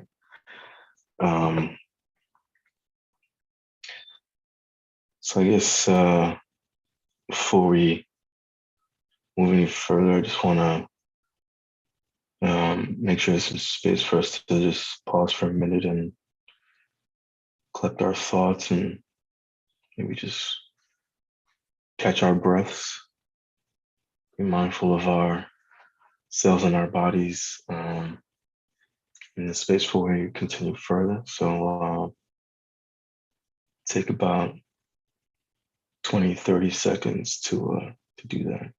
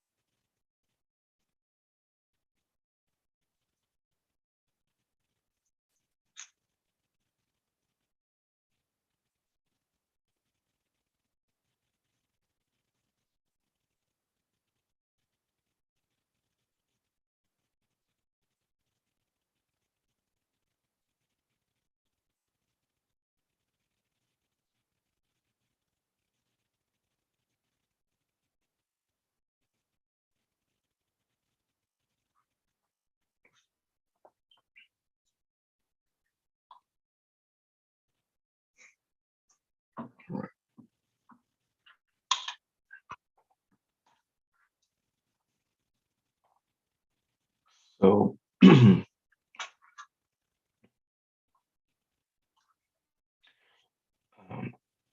it's at least for me, it's hard to know where to begin with this conversation. I think I've kind of like watched through this documentary a few times now, and the first time it took a couple of attempts to get all the way through, just to give myself some time and space to process what I was seeing, hearing, feeling. Full disclosure, the this is one of those things I never was aware of this story up until a few months ago. And so it was just a lot to take in at once because it just, we already know that there's a lot they don't teach us in school, but this was definitely one of those things that was not aware of. So it took some time to kind of like process all the things that I was thinking and feeling and seeing in that moment. And a couple questions come up that I don't have answers to, but just good for, I guess, contemplation, both tonight and moving forward. What is freedom, right? What is revolution? What is agency? What is autonomy? What do these things mean for us individually? What does it mean for us collectively, as a community, broadly defined? What does it mean to explore these things, freedom and revolution and autonomy and agency? What does it mean to explore these things for oneself and as part of a community? And what does it mean to you to do that, to explore those things without the threat of violence to yourself, to people you love and care about? It's an interesting, I think these are as fundamental as they are to our existence as human beings. It is a bit, I don't know, it just seems like in an American context, there seems to be an inherent conflict in trying to explore these things for yourself and for your community on land that doesn't belong to us. And yeah, it creates a bit of conflict. From what I've been able to gather through this documentary and through the reading that I did, it just seemed like at least a way for me to understand MOVE is that it started as a critique of American imperialism and racial capitalism as an institution, but also like a way of life, something that we practice or participate in. And so it seems like MOVE, the idea was to emancipate oneself, emancipate communities from these harmful constructs, right? So essentially to revolutionize self. But again, what does that mean in our context and on stolen land? I bring that up and try to make that connection because in the context of spatial reparations, what exactly then does it mean to create that space physically, spatially, geographically for people to emancipate themselves, to explore freedom and revolution, autonomy and agency? I don't know. So I guess that's kind of like where I want to start. It's a small group, so you can press on in, as they say. And just the first question I just want to start off with is, where are we in this moment? Like, how are you feeling? What what feelings or thoughts did this documentary trigger for you? Something, this is Dr. Thomas Wendell. Mm-hmm. Something that's coming up for me is how we define the word community. I know that we use the term community engagement a lot in our work as, planners or other people who work in the built environment. And watching this documentary and seeing the disconnect between the aims and the intentions of the MOVE compound members versus their neighbors who were also Black was really challenging for me. It made me question the notion of safety. I'm somebody who gets excited to be around other Black folks because I feel like there is an inherent safety or automatic community, that comes with that. But seeing that there didn't seem to be an effort to reconcile, the different lifestyles among one community, and how it seemed like other Black folks were willing to turn them over, to the officials, or, even advocating for their death because of these differences. It was really difficult for me to sit with, but also I see parallels between that and maybe some of the challenges that I've encountered in doing the work that we do at Thrivance Group, the way that we do it. For sure.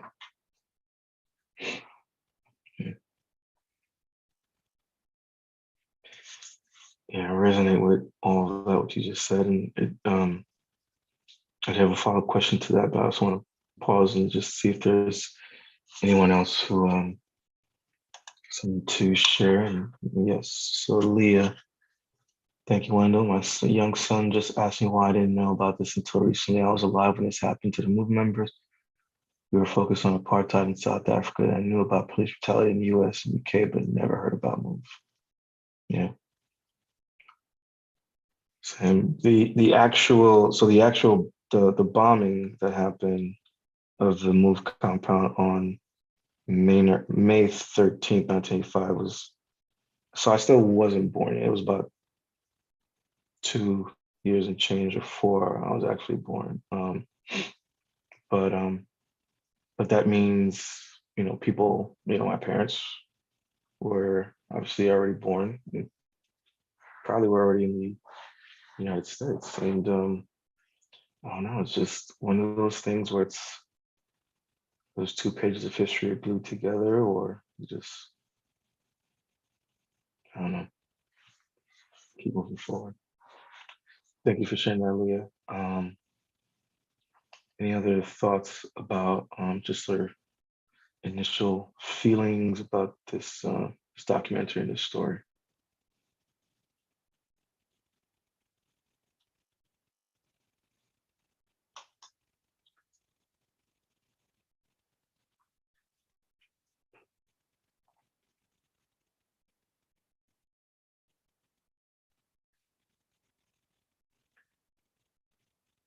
So I do want to jump back to a point that Dr. Thomas made, because it was something that I noted as well, which I think is what made this watch so difficult, is, you know, the relationship between Move and their neighbors in both communities that they lived in, right? So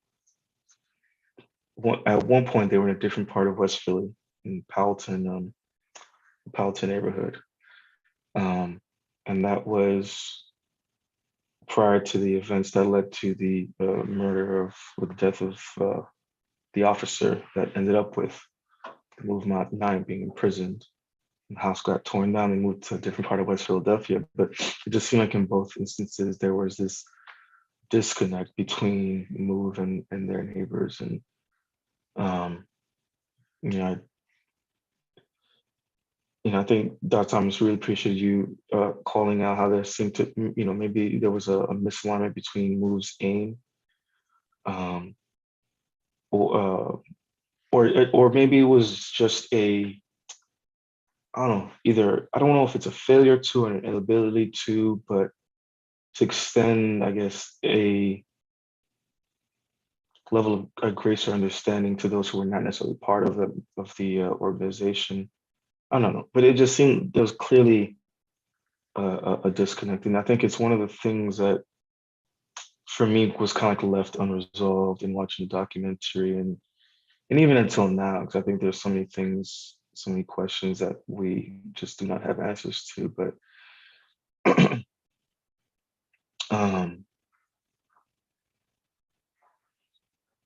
yeah, it does bring up the question of what does it mean to be in community, and what are the lessons that we can learn from this documentary about what it means to be in community with other people. You know, we could say first and foremost within the Black community. Again, broadly defined. A few of us had a conversation yesterday about Blackness, Black people, Black community within the context or larger context of Black liberation. And I mean, I think it's one, you have to define what Black is. Two, you have to define what Black liberation, what liberation is, and then what Black liberation means. But I guess what does it mean to be in community? What lessons, I think, can we take from this story moving forward for how we understand, how we might have to understand what it means to be in community moving forward as we continue our collective struggle? Any thoughts about that dynamic in this documentary, and any thoughts or ideas about what it then means for us moving forward to be in community with each other, given how different we are in our Blackness?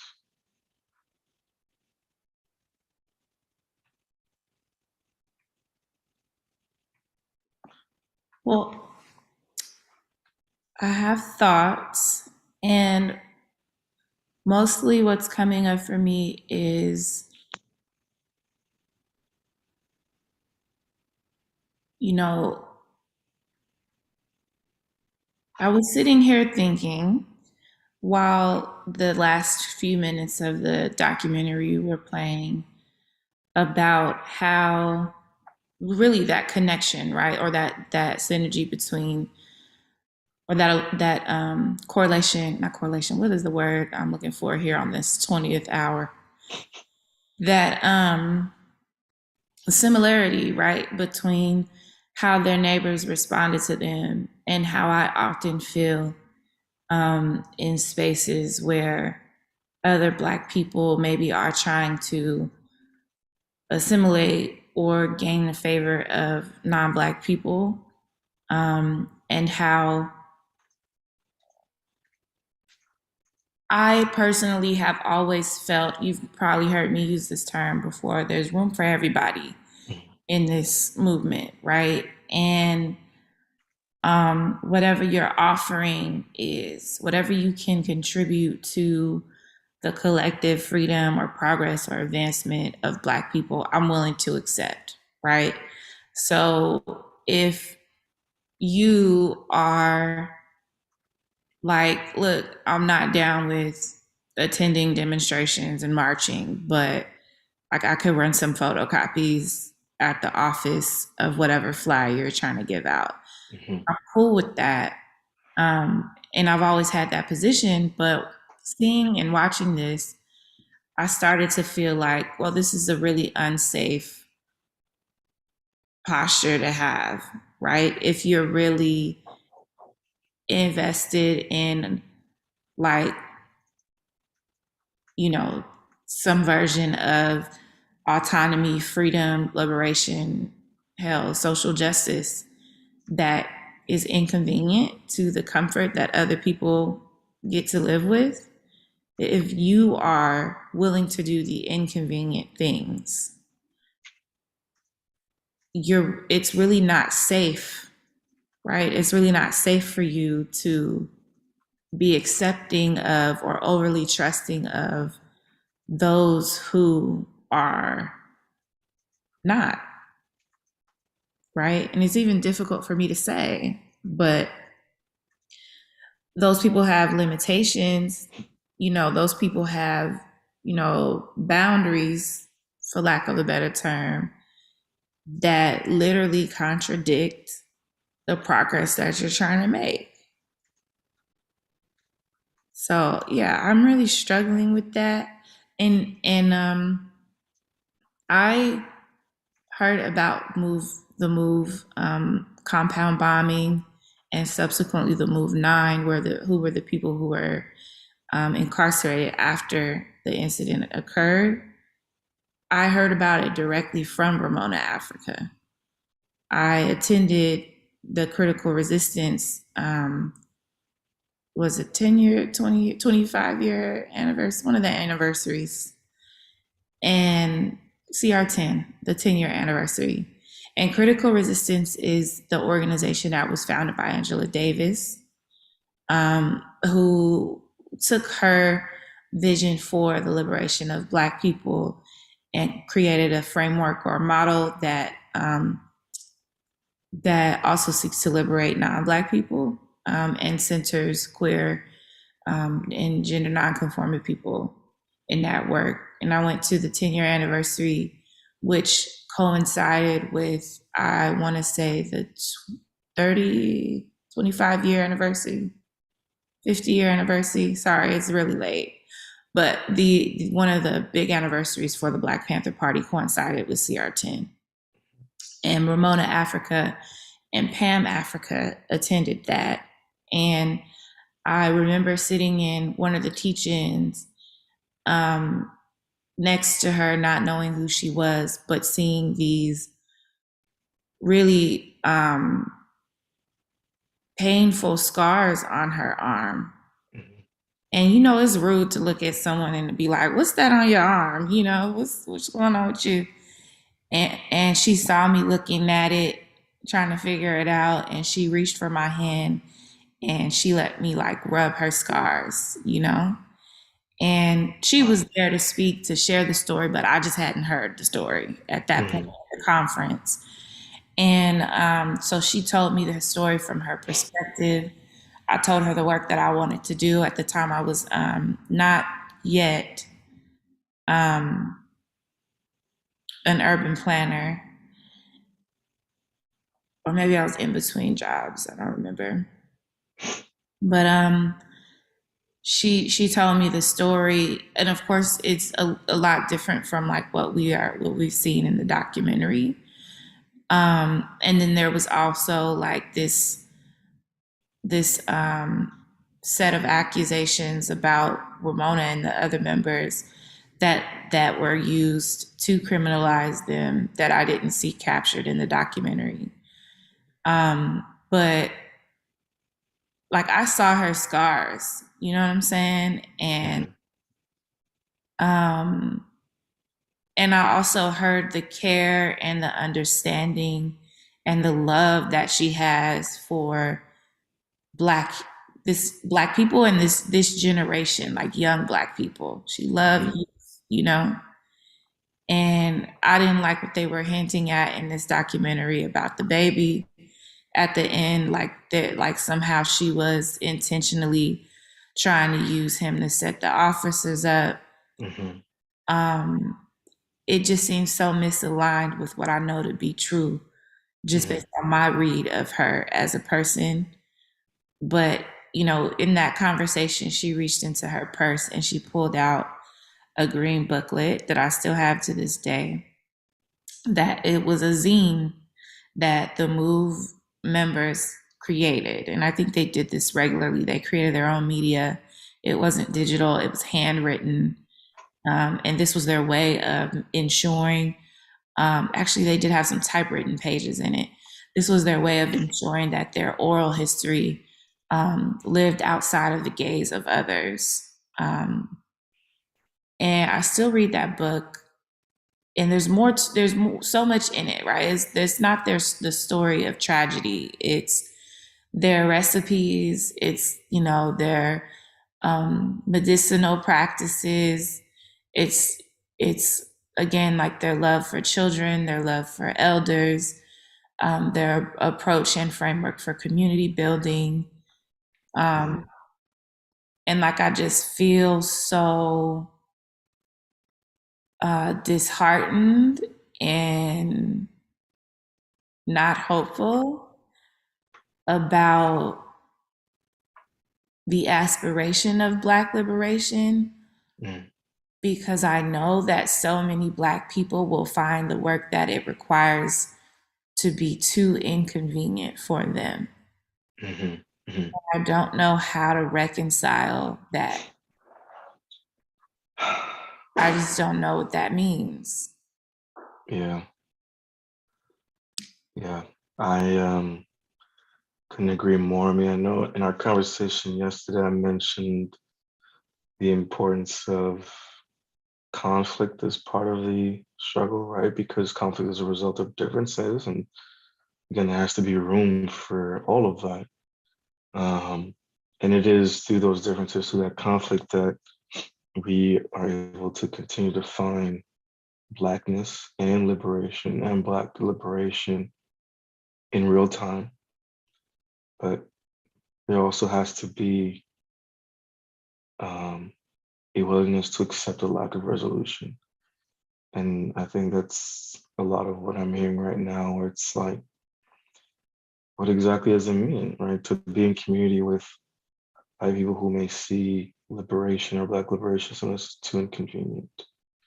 And I think Aaliyah touches on that with her comment here. Document did a good job of framing why members were embittered and seeking to protect themselves and seek protection from their neighbors. Were they trying to awaken their neighbors to the reality of the city not being there to help them? Perhaps related appropriately, but at the end, they were not wrong about the city.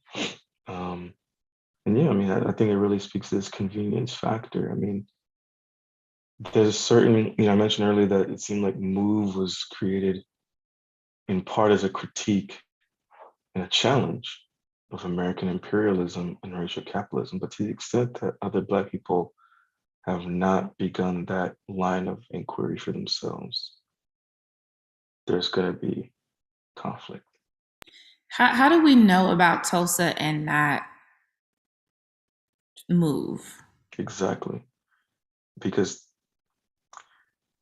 one can make the argument that Tulsa does not necessarily challenge capitalism in the way that MOVE did. Right, so it's easy to aspire to recreate a Tulsa where we own shit, our own shit. And I mean, that's a lot of what we're seeing right now. um, Black entrepreneurship, Black ownership, Black businesses. I mean, it's such a thing these days. Everybody's owning this and owning that, and everybody's trying to be that person.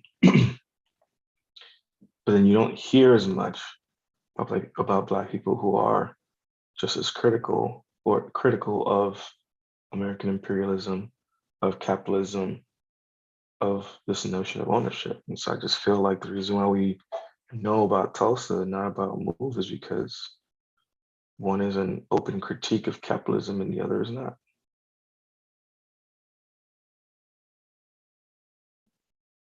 I don't know if that's fair, but that's the best that I can do right now at 6 a.m. Yeah, But yeah. it's disturbing. It's disturbing to me, and maybe because we've had that conversation about Tulsa yesterday, Mm-hmm. And seeing the commercialization of that tragedy also happening Mm-hmm. at our hands, Mm-hmm. Mm-hmm. and just it's just very concerning to me that It is. It as a is. people this disillusioned. Yeah. I mean, we see the same thing happening with Juneteenth too. I mean, how quickly are they looking to commercialize it now that it's a federal holiday, right? Um, even within our community, whether it's Juneteenth parties or Juneteenth brunches or whatever the case may be. I'm not saying that Black people, we can't celebrate and find joy and um, gather together, like kind of. I'm not saying we can't do that. It's just what does that look like? How are those gatherings being framed? If money's being generated, what do those resources go towards? You know what I mean? Like I think there has to be more to this than just vibes.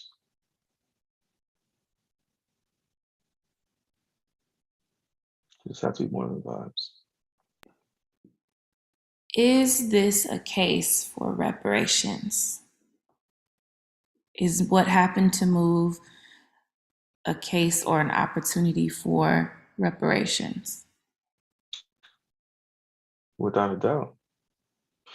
Um, I mean, I guess it's a question of where do we want to start, right? So in the context of spatial reparations, right, there's a land component to it, right? And so on the one hand, you can say, 6221 Osage itself, there's an opportunity, should be an opportunity there to think about reparations for Move and the Move families. And then there's also I think it was like 61 homes in total that burned down across a couple of city blocks, right? And what does it mean for the families who are not Move affiliates, who were there before Move, who I guess also became victims of, I guess, again, not to dismiss the complicated dynamics between Move and their neighbors, but, these individuals, it seems, are also victims of, state-sanctioned violence and that their homes were burned down, homes, livelihoods, all that kind of stuff. And so I think there's definitely room for thinking about reparations for Move and Move families and also non-Move families who were impacted by the events of May 13, 1985. And then it also brings us back to, okay, what exactly does it mean to look at land as an element of spatial reparations when this land isn't ours to begin with? So is it just financial compensation, which I don't know that the city has done yet either? Is it something else? I mean, I think a formal apology was issued in recent years. But I don't know. I mean, I think it's definitely a case for reparations here. Just not entirely sure where to start, but it needs to start. If you were asked or assigned to a project to implement a bike lane on Osage Ave today, what approach would you take to engaging the community for that? That's a very good question.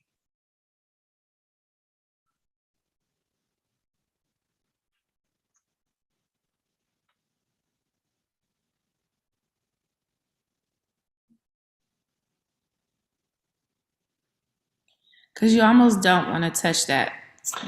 That's exactly, yeah. I'm trying to just, I'm actually trying to answer the question as opposed to saying I'm not taking that project on at all. Right.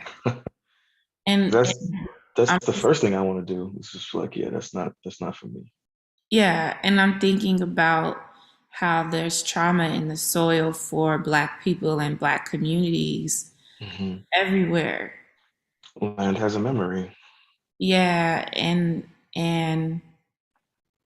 that history that makes us feel uncomfortable and afraid and sad exists in many places here in the United States. And when I think about, they at the end of the documentary, they talked about how the city made a promise to rebuild the houses of their neighbors that were burned down, and the quality of the housing that was built was so subpar that it ended up getting condemned in 2000. Yeah. And And the guy who was the guy who was building those houses, who was under contract, I think was arrested on charges of fraud. yeah, and so these geographies where our trauma is in the soil, right? But that are prime real estate for urban renewal, right? We go these decades without seeing improvements and without seeing, like dignified infrastructure in our communities. And I think, of course, it's because like racism is inherent in the practice, but I also think that there is this unspoken fear of touching the soil that holds the trauma. These planners, white, Black, and otherwise, what happens when the Black neighborhood comes up on the project. Like everyone is like shook, scared. Everybody tightens up. Their supervisor is awkwardly trying to tell the only Black employee that they need them to go do all the labor in the community, the engagement, but not trusting them with the design or the conceptual work. Because if we were truly to return that role to the community, I don't know that the concept would be convenient for, new residents or white residents. And so it's like, what do we do with this element of reluctance to do right by Black communities whose infrastructure is literally steeped in trauma? What do we do with the reluctance to touch the soil? So what if the process begins, I don't know, it just seems in instances where trauma abounds, there is kind of like an absence of rest.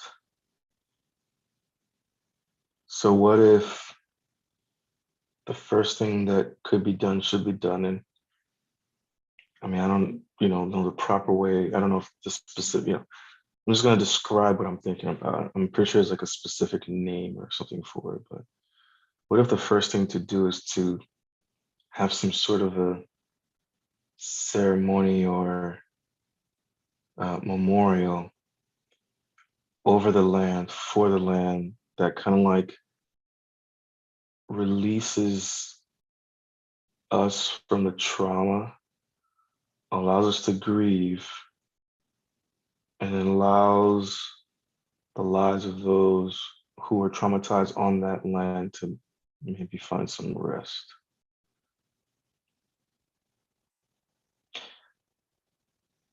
Yeah. I remember something happened recently. So back in Boston where I live in Roxbury. It's the historically it's like the heart of Black culture in Boston. And this is one part of Roxbury is on Warren Street, where there was a beautiful, beautiful mural of Nelson Mandela, and it said Roxbury Love. Apparently the mural was always intended to be temporary, but it was one of those things where, you know, many years ago it was up and it just stayed up and it just had been there for years. It had been there when I moved to Roxbury, and I just have never known a Roxbury without it. So I just didn't even know the history behind the mural. Sometime last year, 2 years ago, it was during the last 2 years that we were in quarantine. A the land behind the property behind that wall where the mural was going to be developed, and out of nowhere the mural gets torn down, and it caused quite of an uproar. From what I understand of the story, the gentleman, who is actually a man of color, if I'm not mistaken, he is a Hispanic man, also a Black man, if I'm not mistaken. But obviously, in order for the project to go forward, in order for the development to get approved, you have to go through the proper channels to the city and community process, yada, yada, yada. But it seemed like there was such a gap between the conversations that were had with the community and when they actually broke ground to start the project, that either folks forgot about it or I don't know. So when it actually happened, it caused such a shock that, you know, it brought up all these old feelings of, you know, gentrification, cities doing whatever they want with, you know, our city, that tearing down artifact, that it brought all that kind of stuff up. And I remember my brother making a good point. He was like, you know, there needs to be space for grief, for grieving and mourning in our communities as things change. Change is inevitable. Change is the only constant. Nothing lasts forever. And a mural that was temporary and, you know, was lived much longer than it was supposed to, became a community fixture. And so even if the development is going to move forward, which, oh, by the way, is supposed to be affordable senior housing, which is a need in our communities, but it's like, I think we owe it to ourselves to give ourselves space to transition in an appropriate manner. And it just seems like we don't get a chance to do that. It's just the next thing and the next thing and the next thing and the next thing.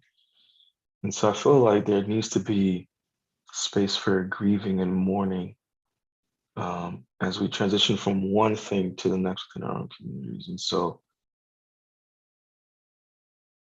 going back to the example of a bike lane, maybe there's a way to honor the memory of the lives of those who made a life for themselves on Osage Avenue, on the land, those whose lives are impacted by the state. And a way to kind of honor that memory and grieve and mourn and find rest in order to transition in an appropriate or responsible manner. Did you see Dr. Turner's teaching last night on plantations to prisons? No, I missed that one. I'm sorry. It's okay, it's still on YouTube. But he talked about this notion of, what did he call it? Fugivity. You know I love a good word. Fugivity. And he had a series of slides where he showed examples of how every time Black people sought autonomy, freedom, independence, or, human rights, that it was criminalized, right?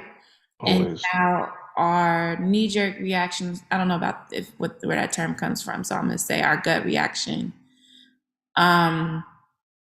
will, like, when people call us criminals or accuse us of criminality, is to be like, no, I'm not that. You know what I'm saying? I'm upright citizen. I'm responsible, da da da da. And he was saying, like, nah, we need to embrace the criminality, right? If we understand the legacy, the origin of criminalization, and how it's literally built on the inhibiting, you know, Black liberation, inhibiting just the basic dignity and rights of Black people, then to a certain extent, we have to be willing to be the fugitive, right? To be the runaway slave. And so he used the term fugivity. And what's coming to mind for me is, what does it look like for us to embrace that in the context of the built environment?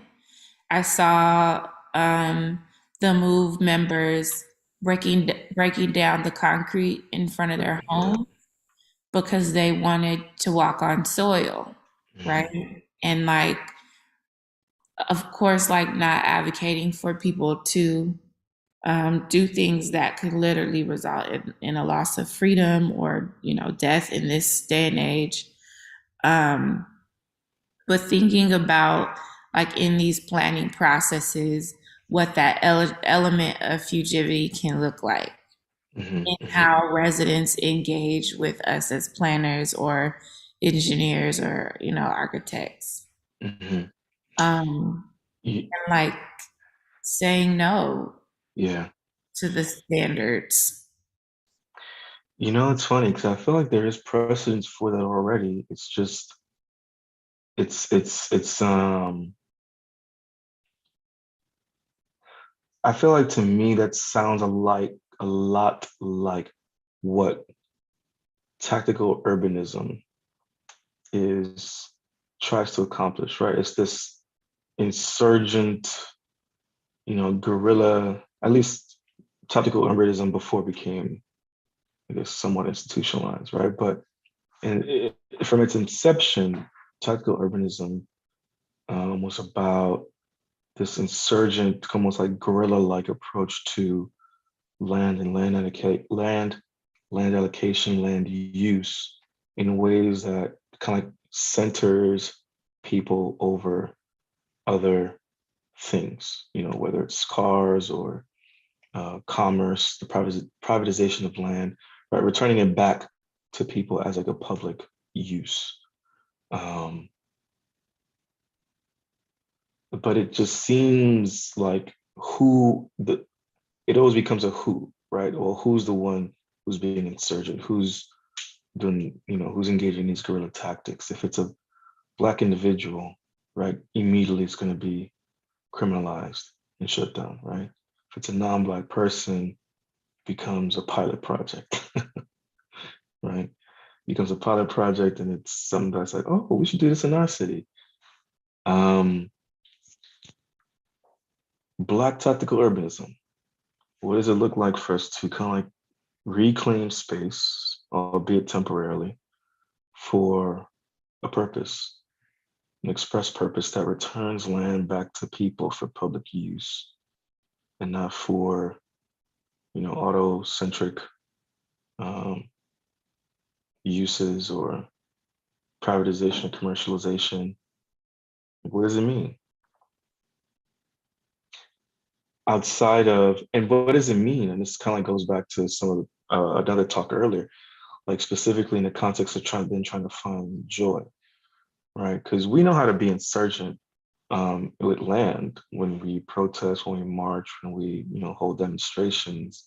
that was always a criminal lines. But then just the taking of space, right, as as a way for us to kind of like, I guess, be criminals and be outlaws in that instance, right? Because we're using this space in a way that's not necessarily sanctioned, right? But it serves a very clear purpose for our liberation, for our joy. Black tactical urbanism.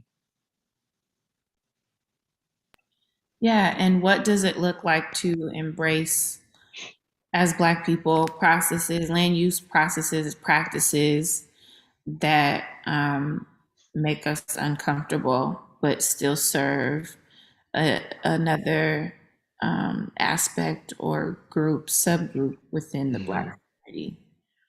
Yeah.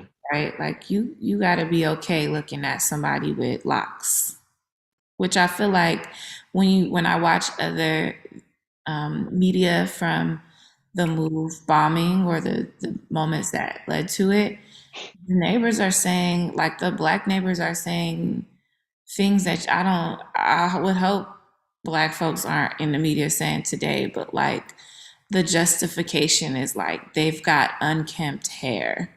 Mm-hmm. They smell bad, you know, like they don't wear shoes.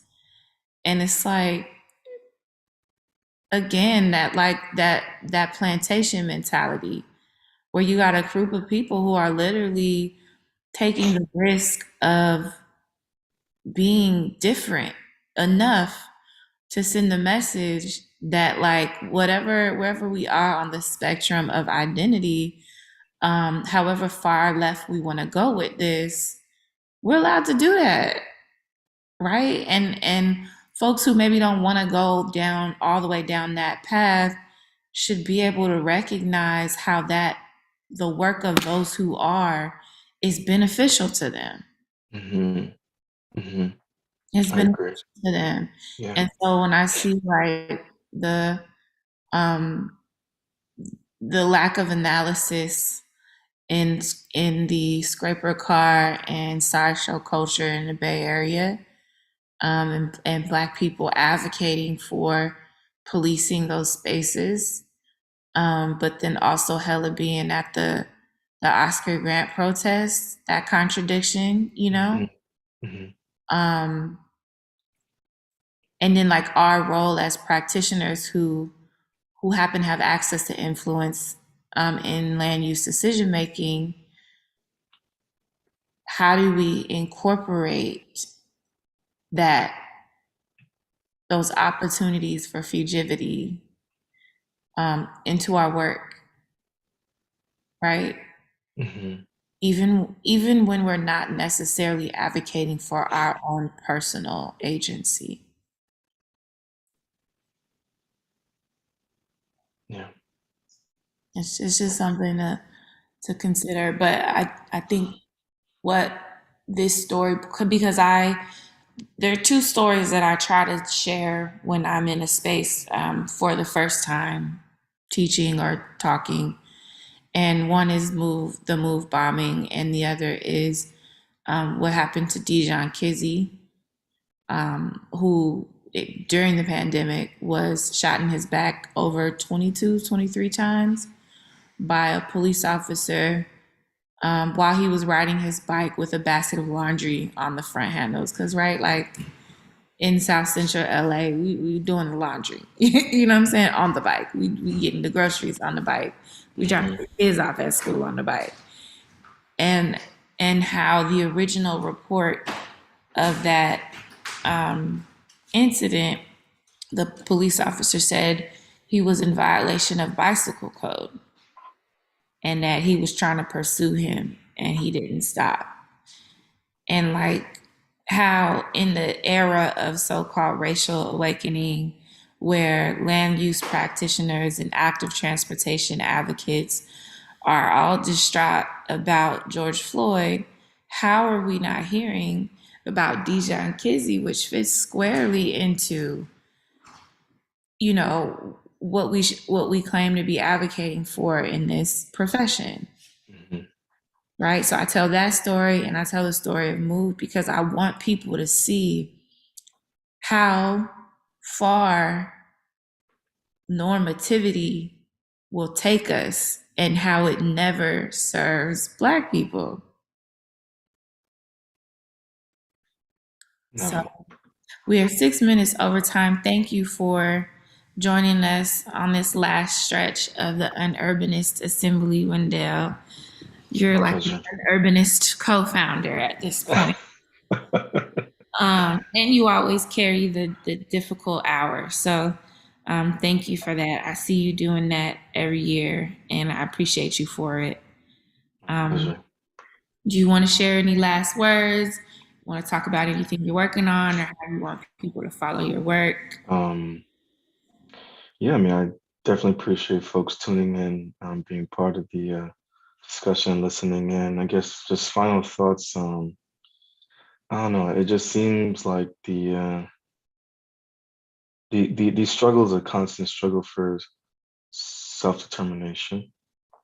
And like I mentioned earlier, I feel like there's an inherent conflict in trying to do that on land that doesn't belong to us, on land that we were brought to, our ancestors were brought to against their will. And so there's going to clearly be a lack of resolution as we try to explore that space and trying to define and determine for ourselves what our Blackness is and how we show up in the world in our Blackness. And so I just want to extend my love and support to all of you as you define and decide for yourselves what your Blackness is and how that shows up in space. And the work that I do as an urban planner, I mean, I don't know. I'm still trying to figure it out for myself on, what it means to show up as my genuine true self in spaces in an institution that is fundamentally anti-Black as a function of racial capitalism. And there's some inherent conflict in there as well. I've experienced that since I got into the profession, and I still think about it even now, and it's pretty messy. I'm fortunate to have found community with like-minded folks such as Dr. Thomas and Darwin's group, who are also looking to infuse anti-Black considerations into this work as we think about space and all that. And it's good to not be alone, but it is hard and messy and conflicting work. And so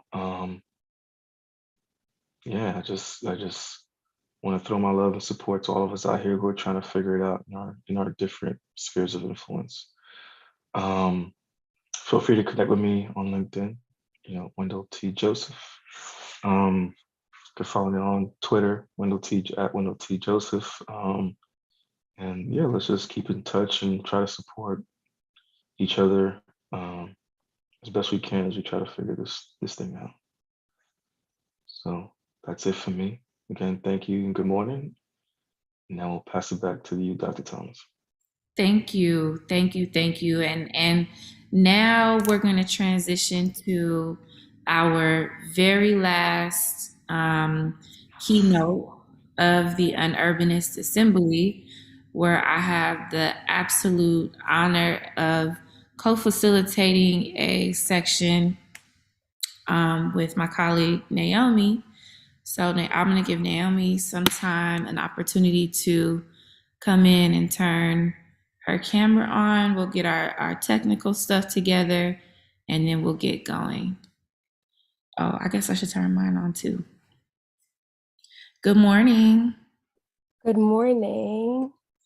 So, hi. So, Naomi, before we get started with the presentation, I want to give you an opportunity to like ground the space and introduce yourself and tell us a little bit about the work that you do.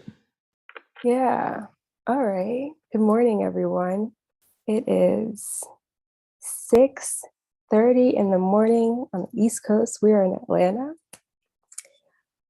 A little bit about myself. I am raised by a independent, that's what Pia taught us in her keynote earlier today, independent woman, mother, raised by an independent mother with Southeast Asian descent. I immigrated to the US with her at the age of 5, and she was 27, seeking what she thought would be an American dream. I'm also a descendant of a strong and powerful Senegalese Black woman, my grandmother, who I never had the opportunity to meet, but whose spirit I carry with me in my work. And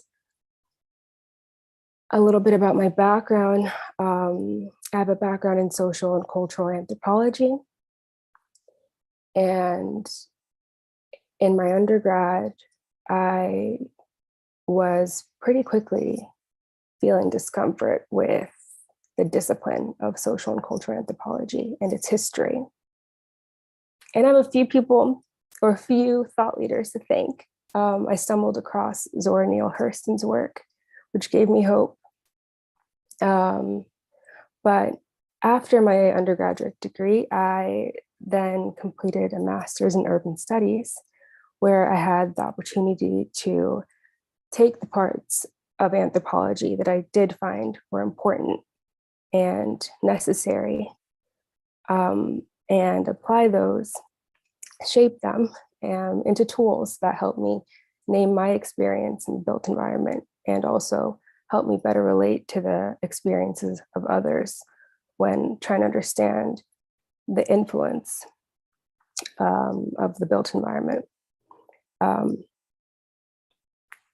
And for a little bit more about myself, for the last 7 years, almost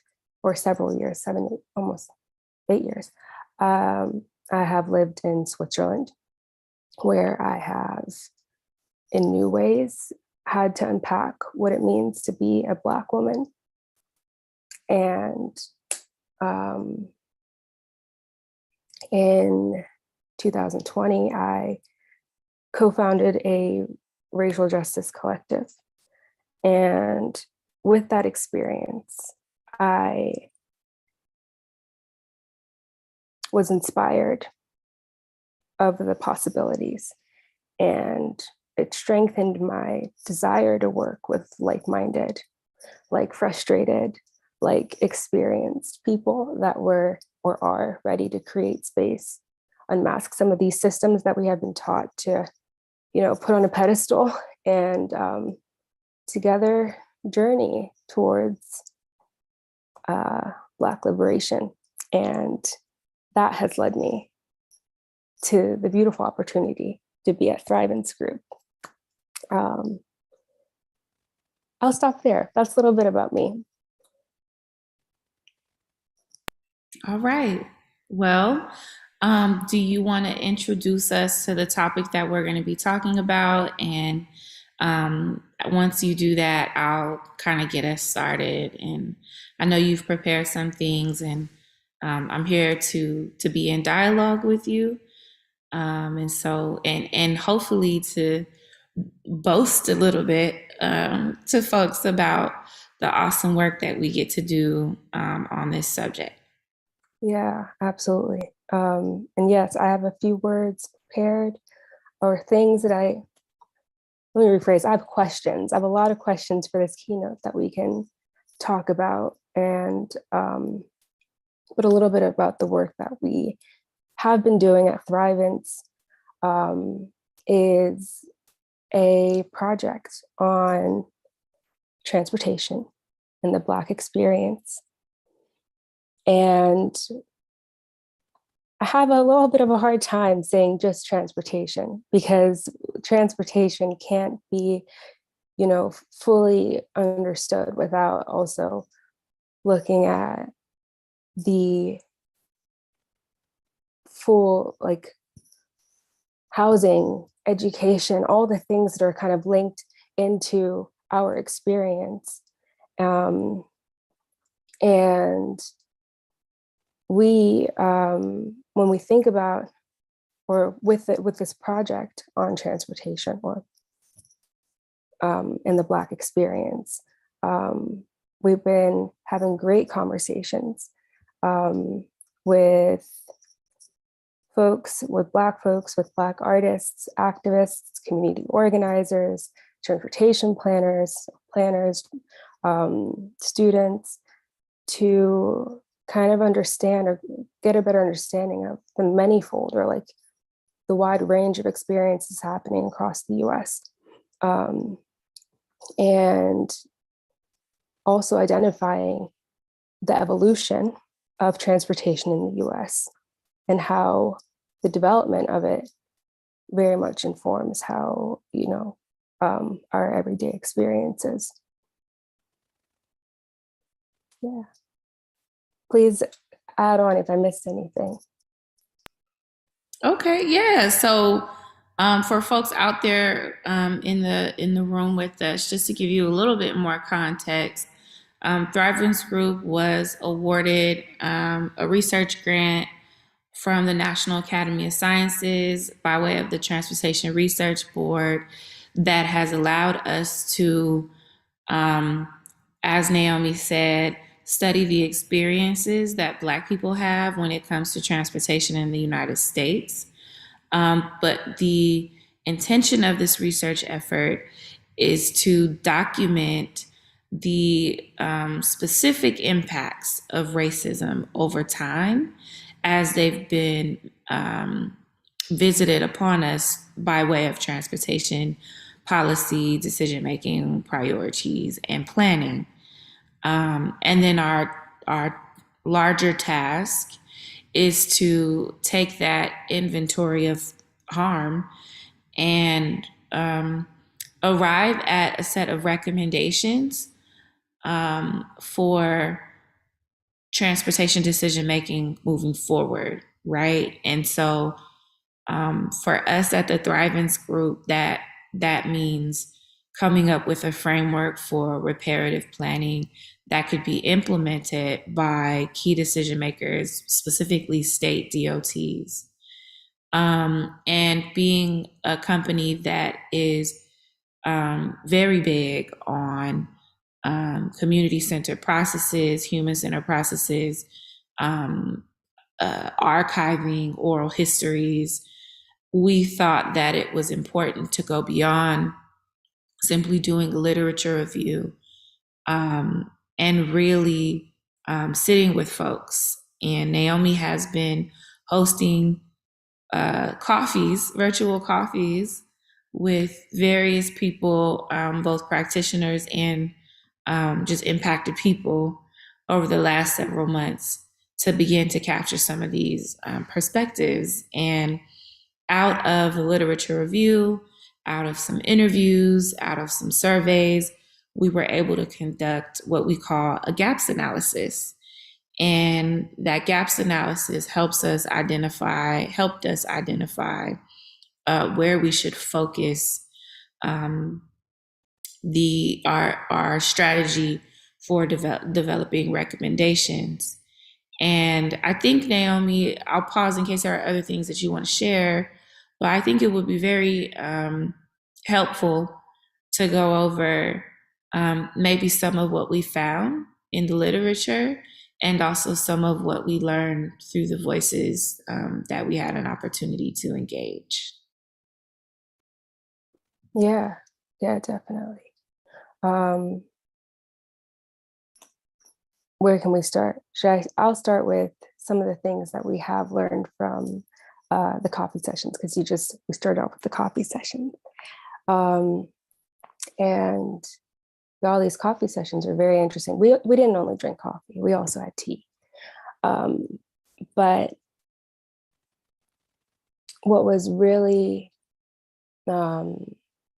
interesting is to also hear about how I have a couple thoughts, but one,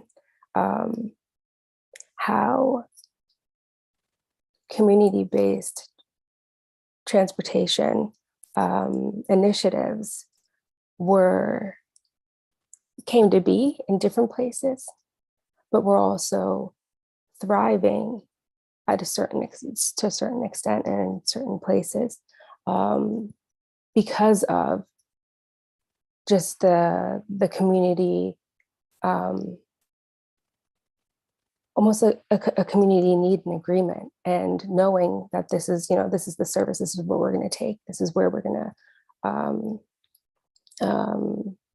this is what we need. And it's, so in my head, I'm thinking we name the dollar vans in New York. And I think the dollar vans are very special example, because they then evolved and then became integrated into the transit.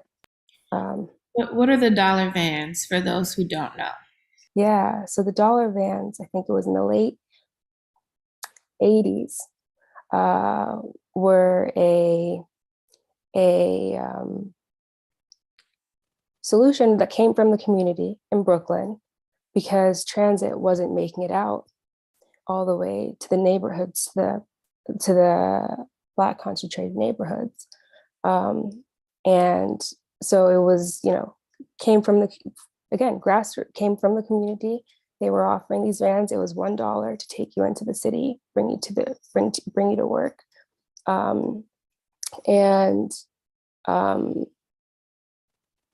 It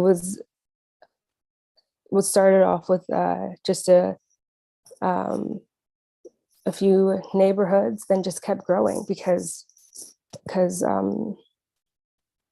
more and more, people realized that this was, that needed to get on. What else did we learn in the coffees? We also had, now excuse me, my mind just stopped, but I was also thinking about the Jubilees. Is that the word? No. I just made two different connections, excuse me.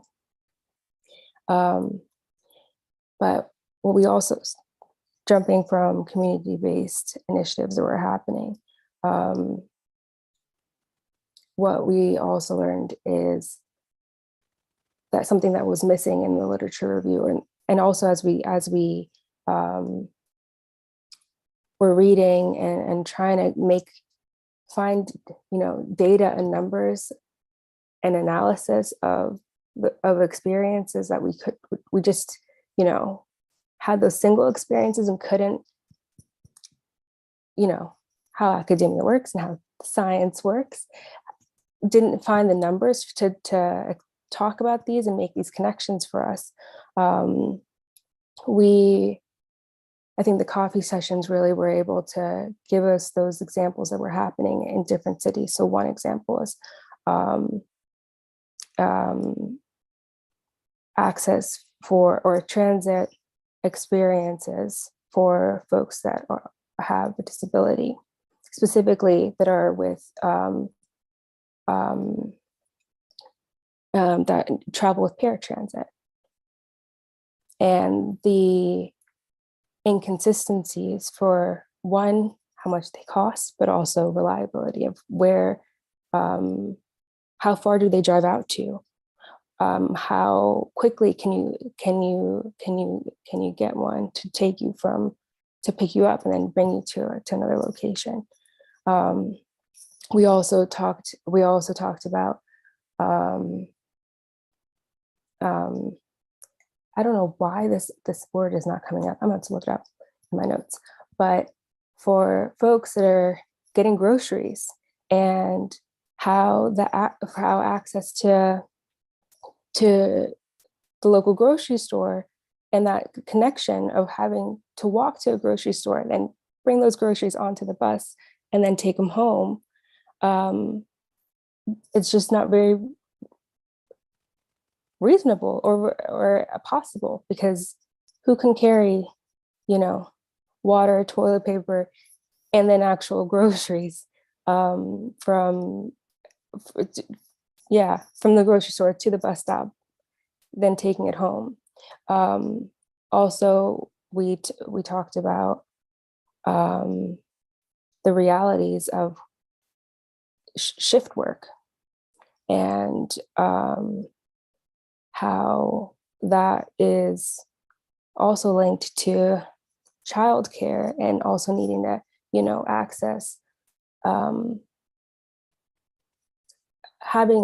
needing to have services that are beyond just the expected and typical 9 to 5. Yeah. And so I'm just naming the first things that come to my mind of just gaps of what has been talked about for so long when we think when we think of just experience and transit on the books and in articles, and then what actual experiences are and where do these have space, and how many stories do we need to hear to then make that into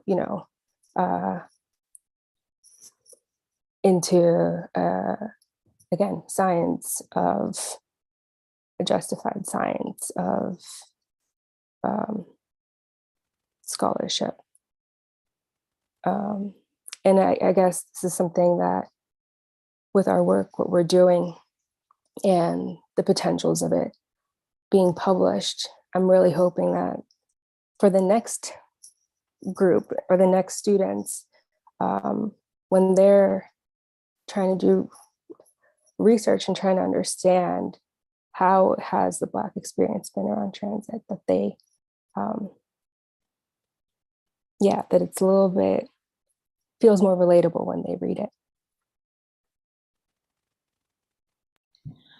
Thank you for that. Something that I'm thinking about, one of the aspects of the work that I've had an opportunity to sit closely with is the making sure that our analysis of the legacy of racism in transportation captures the various experiences that people have depending on the geography typology or the geographic typology of where they live.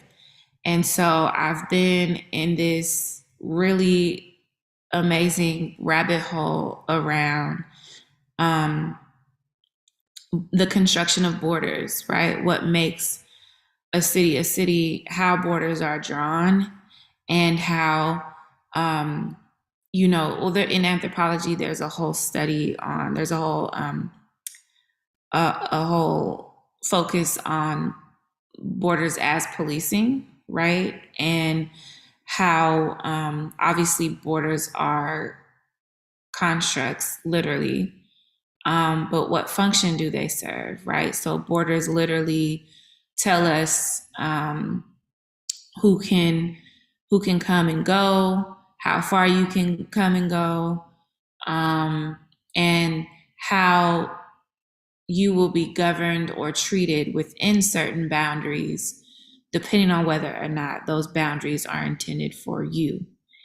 And so the result of that is that we do experience in the United States what you called earlier high concentrations of Black people in certain neighborhoods, right? And in addition to that, I know that we also experience, or that we also have very different experiences depending on the type of city that has been planned around us. So the experience that people have in a historically industrial community, the experience that Black people have in historically industrial communities is going to be a lot different from the experience that Black people have in a rural community, right? Or in a suburb, or in an inner city or urban core. And I thought it was a really powerful exercise for me to be able to name geographic typologies in ways that differ from how we see city types talked about in planning books. For example, oftentimes a rural community is conflated with a suburb, or an agricultural community is conflated with a rural community, right? And hell, all hoods are considered inner city in planning books, but the specific and unique histories of those inner cities that come out of post-industrialism, those experiences are a lot different. And so I want to name a couple of the things that came up in that portion or that aspect of the literature review. So the suburban context was really fascinating for me because I came upon a number of studies that researchers would ask people, you know, do you live in the inner city or do you live in the suburbs? And white folks were more likely to say that they lived in the suburbs even when they didn't. And when you interrogate or investigate that tendency, you find that for those folks, their identification with the geography type is more about the ideals and the ideology that's associated with the suburbs and less about the actual characteristics of the space, right? And so if we are to frame suburbs not as a population size or density, but as ideologies, then we get a very clear understanding of the unique experiences of Black people living in so-called suburbs, right? We're right now in society, in the United States at least, we're experiencing this reclamation of suburbanism by people who very obviously live in the inner city but happen to be white. All, you know, during the last presidential term, we heard about this fear mongering, right? Of not wanting to expand transportation access to certain areas because we didn't want to see Black and brown people or low wealth people coming to those communities. And those ideologies are widely kept and widely accepted, but the reality is statistics show that those geographies are not heavily populated with the white folks who are saying that they don't want Black people there. In fact, we live in the suburbs already, been living in the suburbs, right? So again, it goes back to the experience that we have because of the values associated with the geography type. Another interesting history to unpack was post-industrial cities like Philadelphia, like Oakland, like Detroit. And I'm adding Oakland in the mix, but I think historians would not include Oakland as a post-industrial city. But because of the port being there and because of my own memories of living and growing up there, I understand that that's a post-industrial city too. But those cities and the high concentrations of Black people in them stem from this real paternalistic approach to city making and city governance, right? And I think they call it like paternalist socialism, right? So those are where we saw the industrial jobs being literally germane to those areas, right? So certain types of industry only were manufactured in certain regions of the United States, those industrial cities. And in order to sustain or maintain the level of workforce that was necessary for those regions to produce the goods that were needed for the entire country, they had to create incentives for the labor, for the workforce, right? And those jobs were relegated to Black people. And, you know, this was happening at the same time as the expansion of the freeway system, which we know was an early mechanism of suburbanism, right? White flight, moving out to the suburbs. And so we really didn't have adequate access to mobility and transportation to work in these jobs. And so these elaborate transit networks that we see in inner cities and post-industrial cities today actually stem from the intention of moving Black and brown labor to these work sites quickly. But what we found was that still wasn't enough to maintain cost of living and things like that. So the jobs themselves would anchor housing to the employment. So to work here, or as an incentive of working here, will give you subsidized housing, free housing, right? And then that created an issue because now your supervisor, right, has access to who you are and how you live and your ways of being outside of work. So it created a version of respectability politic within Black chocolate cities, as we would call them,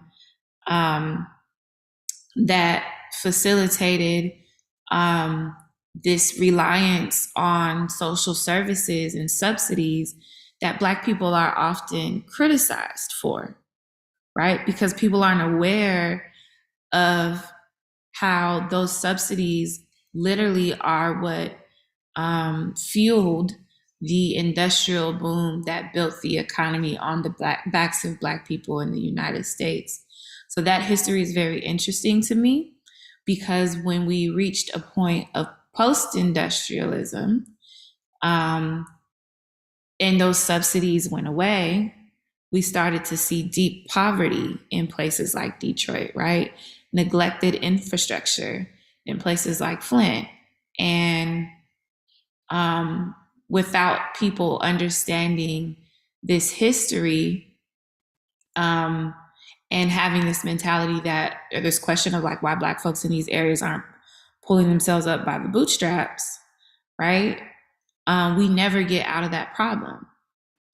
And so these kind of histories, when you come into a conversation in a virtual coffee or in a focus group with folks who are living the impacts of these decisions, really paint a more complete and accurate picture, not just of what happened, but what is necessary to be made whole, right? How do we get to a point in this country where transportation is no longer harmful to Black people?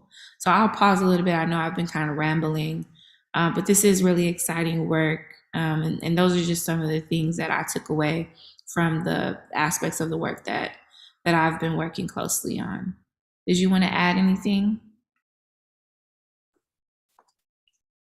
No, I'm also just, it's always so beautiful to get to listen and hear how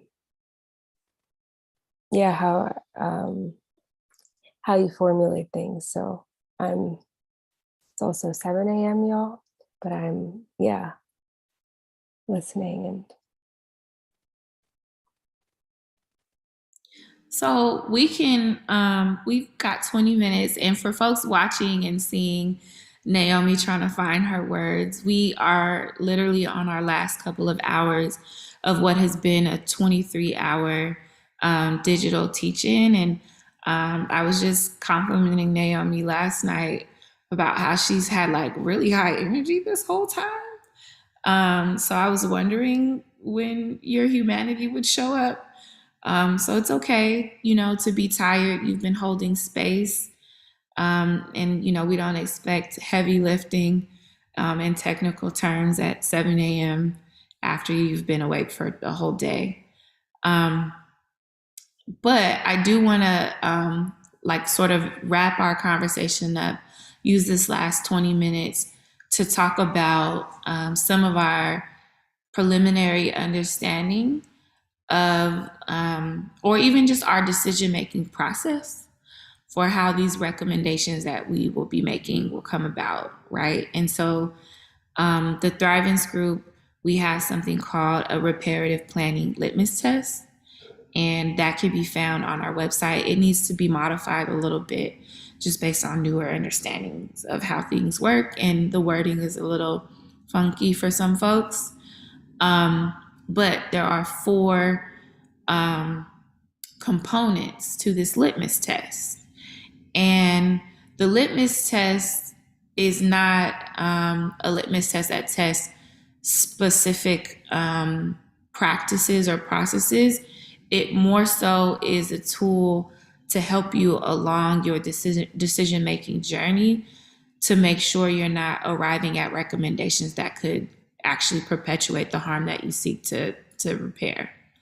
And so the first step in the litmus test is to identify a specific harm.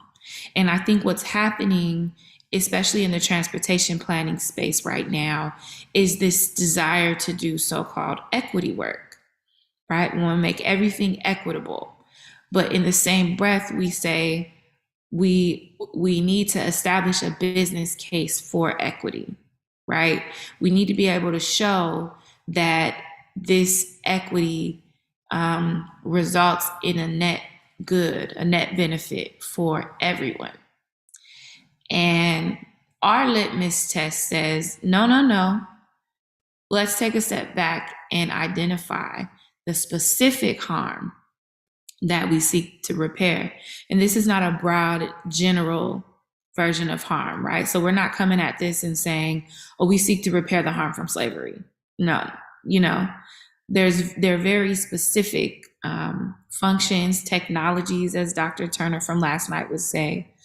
There are very specific functions, technologies, mechanisms, processes of slavery that had unique impacts on different groups of people within Blackness, right? So when we talk about the legacy of transportation, one of the, I think, popular topics that comes up in equity discussions is the impact that freeways have had. So it's very cringy for me when I hear planners say, we want to repair the harm that the freeways caused, right? That in and of itself is very broad. If we understand the unique experiences of different geographic typologies, if we understand the functions that borders serve, if we understand the ways different generations experienced the freeways, then we are reminded that we need to be specific in naming the harm. And so an example of that would be the repair, actually not even the original construction, but the repair of the 580 freeway in East and West Oakland, right, after the 1989 earthquakes. And more specifically, the, two blocks directly beneath the freeway that crumbled when the earthquake happened, right? That's a very specific moment where our decisions as transportation planners cause a very specific type of harm, right? And this leads us to our second step in the litmus test, because we're also wanting to name a very specific person or persons who've been harmed, because any solution that we recommend needs to be appropriate for them. And so being able to really disaggregate your understanding of what has happened, to take inventory of who has felt this impact. And also something that we learned in the Dignity Institute is the duration at which that impact has been felt, right? Because that helps you prioritize even within that. Your third step is to make sure that your stream of consciousness, your creative ideas, your conceptual development, right? Because we know the harm that we want to repair. We know who we want to serve in doing that. Now we can come up with some ideas, but your third step is to make sure that those ideas or those concepts, those new policies, those new projects aren't creating some kind of eligibility process or verification process, or plainly put, like a new barrier to accessing the repair that you're offering. So another thing that we commonly see in equity efforts, or even nowadays, we're seeing more reparations projects coming up. But what we find is that folks have to prove their eligibility, right? They have to prove that you are a descendant of the person who, lived in this house when we tore it down. But there are some versions of harm, some instances of harm where that is literally, not even virtually, but literally impossible. If we're talking about a community that's had restrictive covenants, if we're talking about a house that housed 4 generations of one family, it might be difficult to pull out paperwork that says, I lived here, right? And if you're really trying to repair me, creating that eligibility standard is a barrier for me accessing the repair. So that's our 3rd step. And then our 4th step and our final step in the litmus test is to make sure that the priorities or recommendations or interventions that we arrive at are seek to accomplish permanent redress, right? So giving folks a temporary bike facility because you know that they've been suffering from asthma at disproportionate rates in their community is not sufficient for meeting the litmus test of repair, right? Because we want permanent long-term investments in our well-being, in our dignity, and in our humanity. Now, that's not to say that temporary interventions aren't ever helpful, but when we're talking about repair, reparations, and equity, right, we need permanent redress. And then the last thing I'll say on this is that spatial reparations or reparative planning for us is not about replacing or creating a supplement for broader discourse around reparations, right? I personally strongly believe that compensatory reparations needs to happen in at all levels of governance. Cut the check, right? But spatial reparations is also necessary to even sustain that. So that is just an overview of our reparative planning litmus test. And then I know I've been rambling. So I am going to, Naomi, give the floor back to you in case there's anything else that you want to share. Well, first I want to say thank you that you also provide that introduction, because that's exactly what our breakout session will dive a little bit deeper into. So if y'all are interested in kind of, I know it's early in the morning, but if y'all are interested in creatively and together going through this, going through the thinking process of this litmus test, then I definitely invite y'all to join.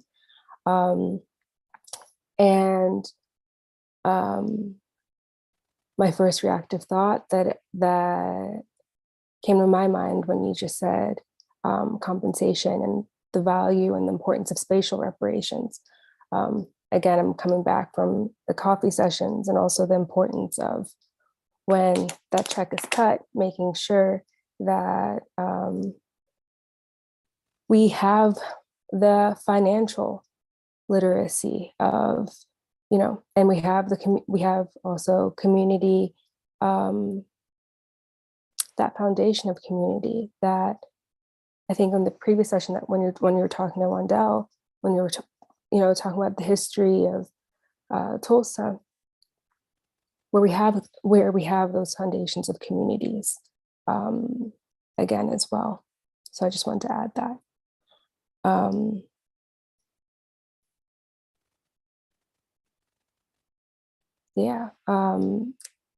I was also thinking about,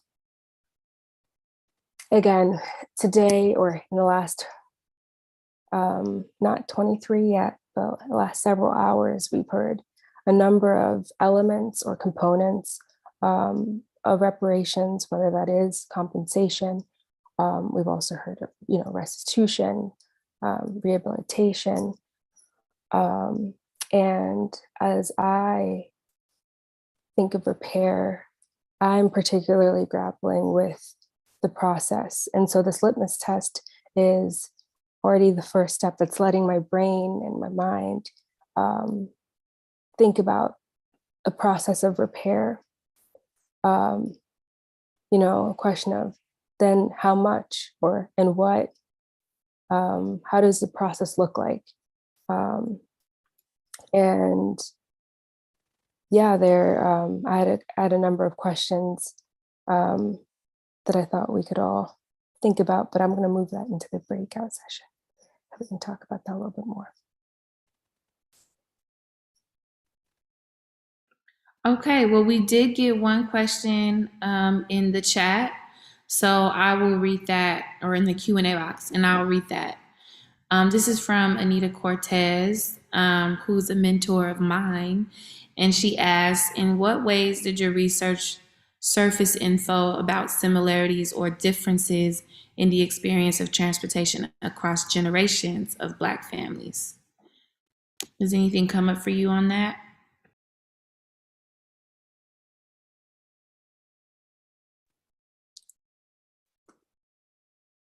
So in what ways did the research surface information about generations of Black families and share in those experiences? There was a beautiful moment. I'm not going to name who it was, who created that space in the coffee session, but she spoke on behalf of her honoring her ancestors, and her ancestors and their connection to the Blackfoot, and also through the metaphor of the buffalo. And for those that don't know, the buffalo are very spiritually powerful and symbolize generosity and honor, and play a vital part to how Indigenous folk identify and connect with the land and with one another. And the reason why I bring up this is the first thing that came to my mind, because what did surface in our conversations and in the coffee sessions, at least, is this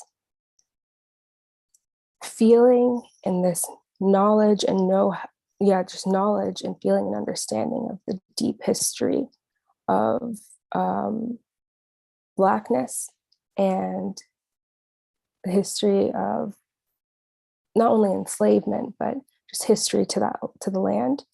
And that came up in different ways in our conversations. That's still something that, I think about all the time when my computer just froze. Can y'all hear me? We still have you. You're fine. Okay. That's something that comes up when I think about our work and how we're writing it, because it's something that generational connection, and knowing that history, but not having it be written and documented in the ways that history has been.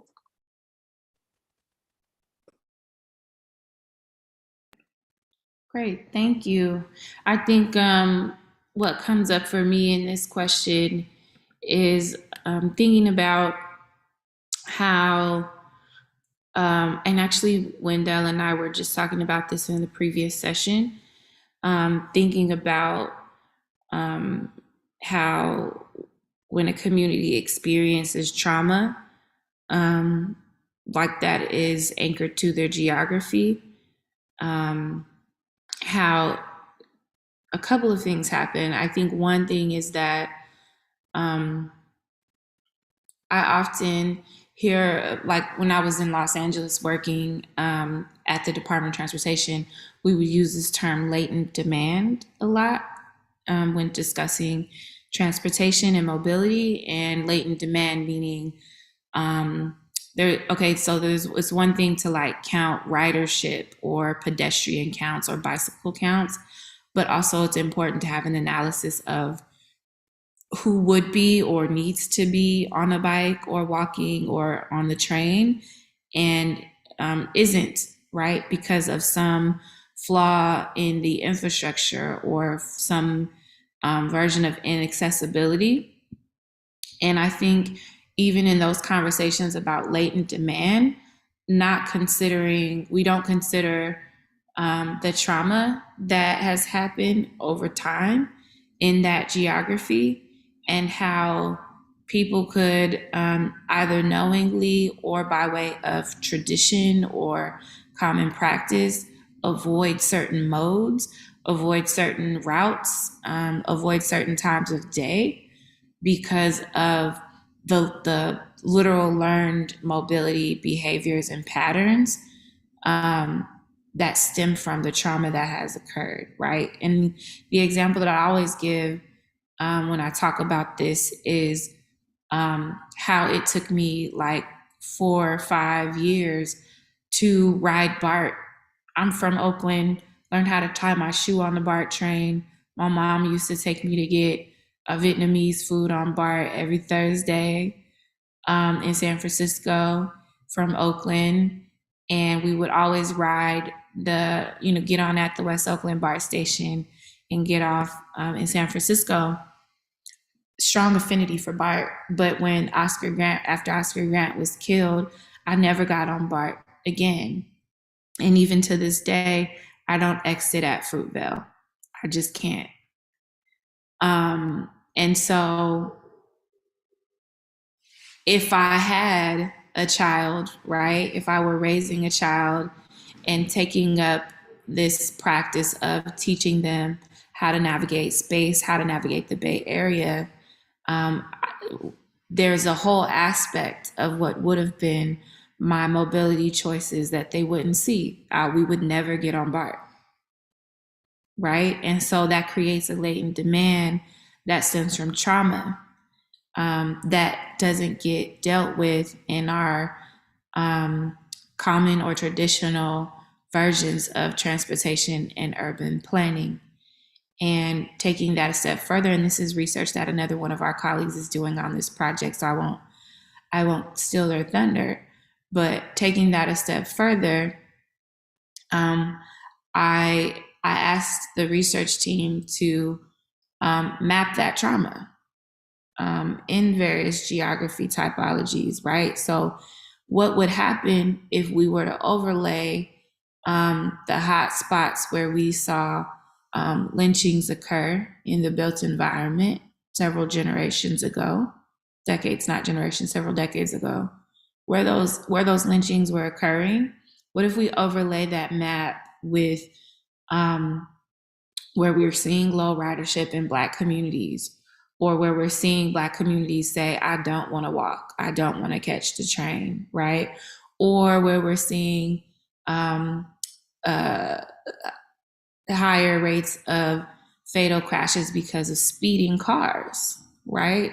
Like, what is it about the trauma, the history of trauma in this geography that causes people to move through space or not in these ways, right? So mapping that and having an analysis of latent demand that includes this legacy of racism in the United States. And so, Anita, I know that doesn't specifically answer your question about things surfacing in the research, but it's definitely something that I've been grappling with because I'm really tired of the discourse about Black people being that we aren't into multimodal travel, or that we somehow don't know how to navigate transit, or that we just don't like bikes, right? There's got to be more to it. And so I'm excited to see where this aspect of the research takes us.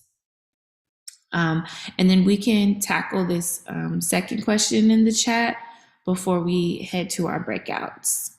And the second question is, when a place is experiencing a history of disinvestment and neglect, does your litmus test process change in comparison to places that are experiencing an intentionally placed harm or active set of intervention/investments?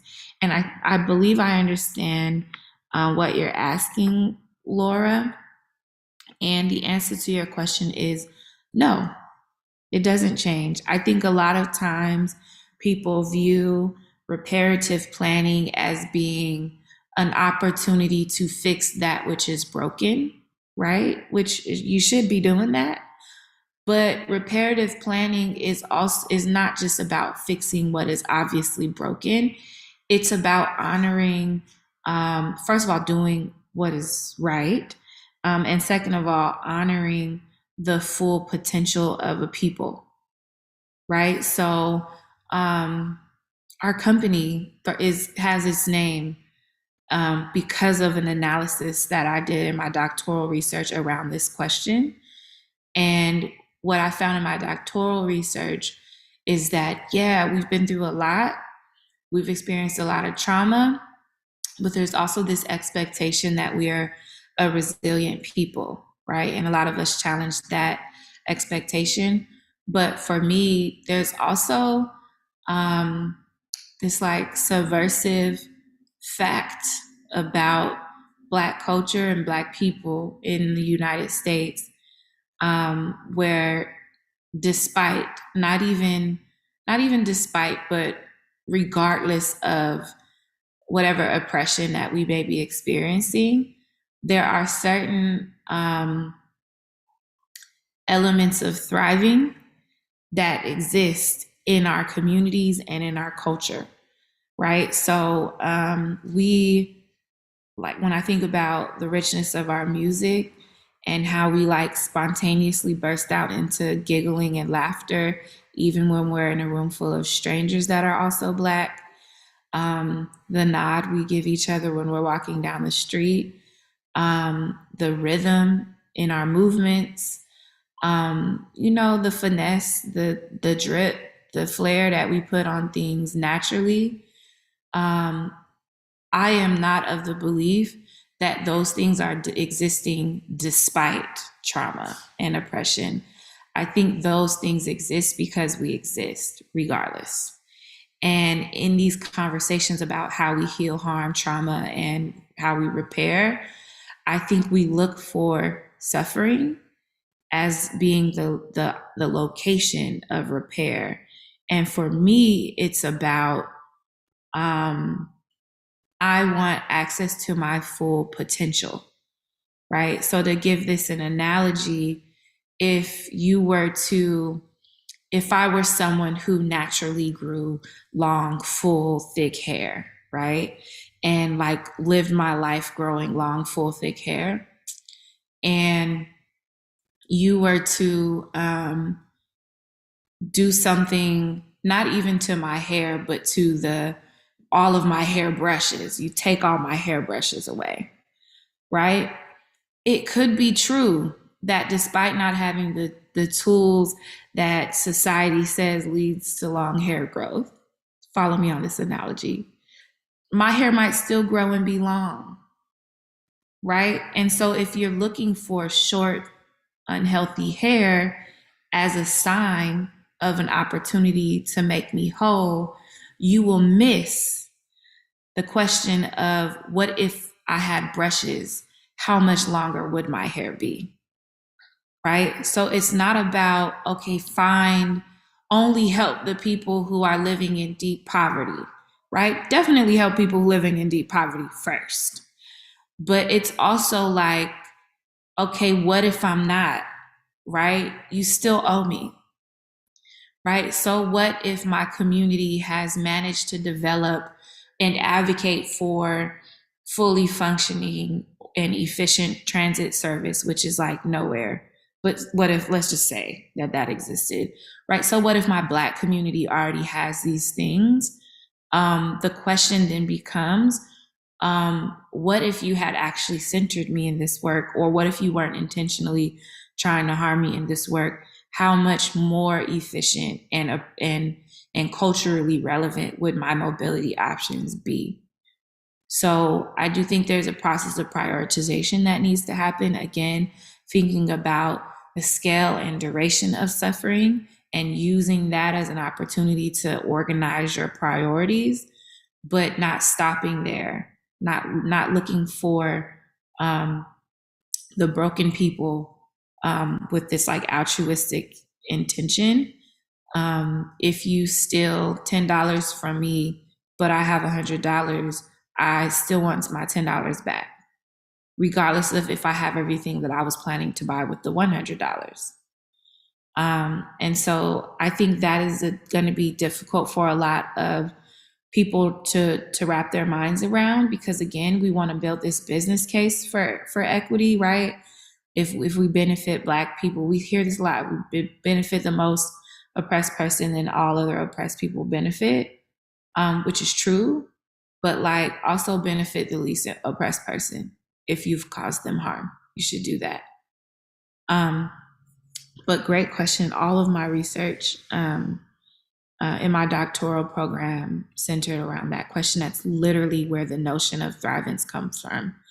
It's resisting this idea that our identity is inherently one of struggle and disrepair, and understanding that struggle and disrepair are a moment on a point, a blip, really, on a much broader spectrum of identity when it comes to Blackness. Just looking at the comments before we wrap up, Justin says, we let transportation planning use forecast demand as data when making decisions despite its flimsy record of being even remotely predictive. Very true. Yet the lived experience of people is dismissed, even though that data is much more indicative of reality. It's not a coincidence that transportation demand modelers are often white and those sharing stories aren't. So I think that's an excellent point for us to transition into breakouts. So for those of you joining us for the breakouts for this final segment of the Unurbanist Assembly, please migrate back to unurbanist.com to find the appropriate link, and we'll get those rooms set up for you right now. And then please don't forget to join us for the closing ceremony as well. See you soon.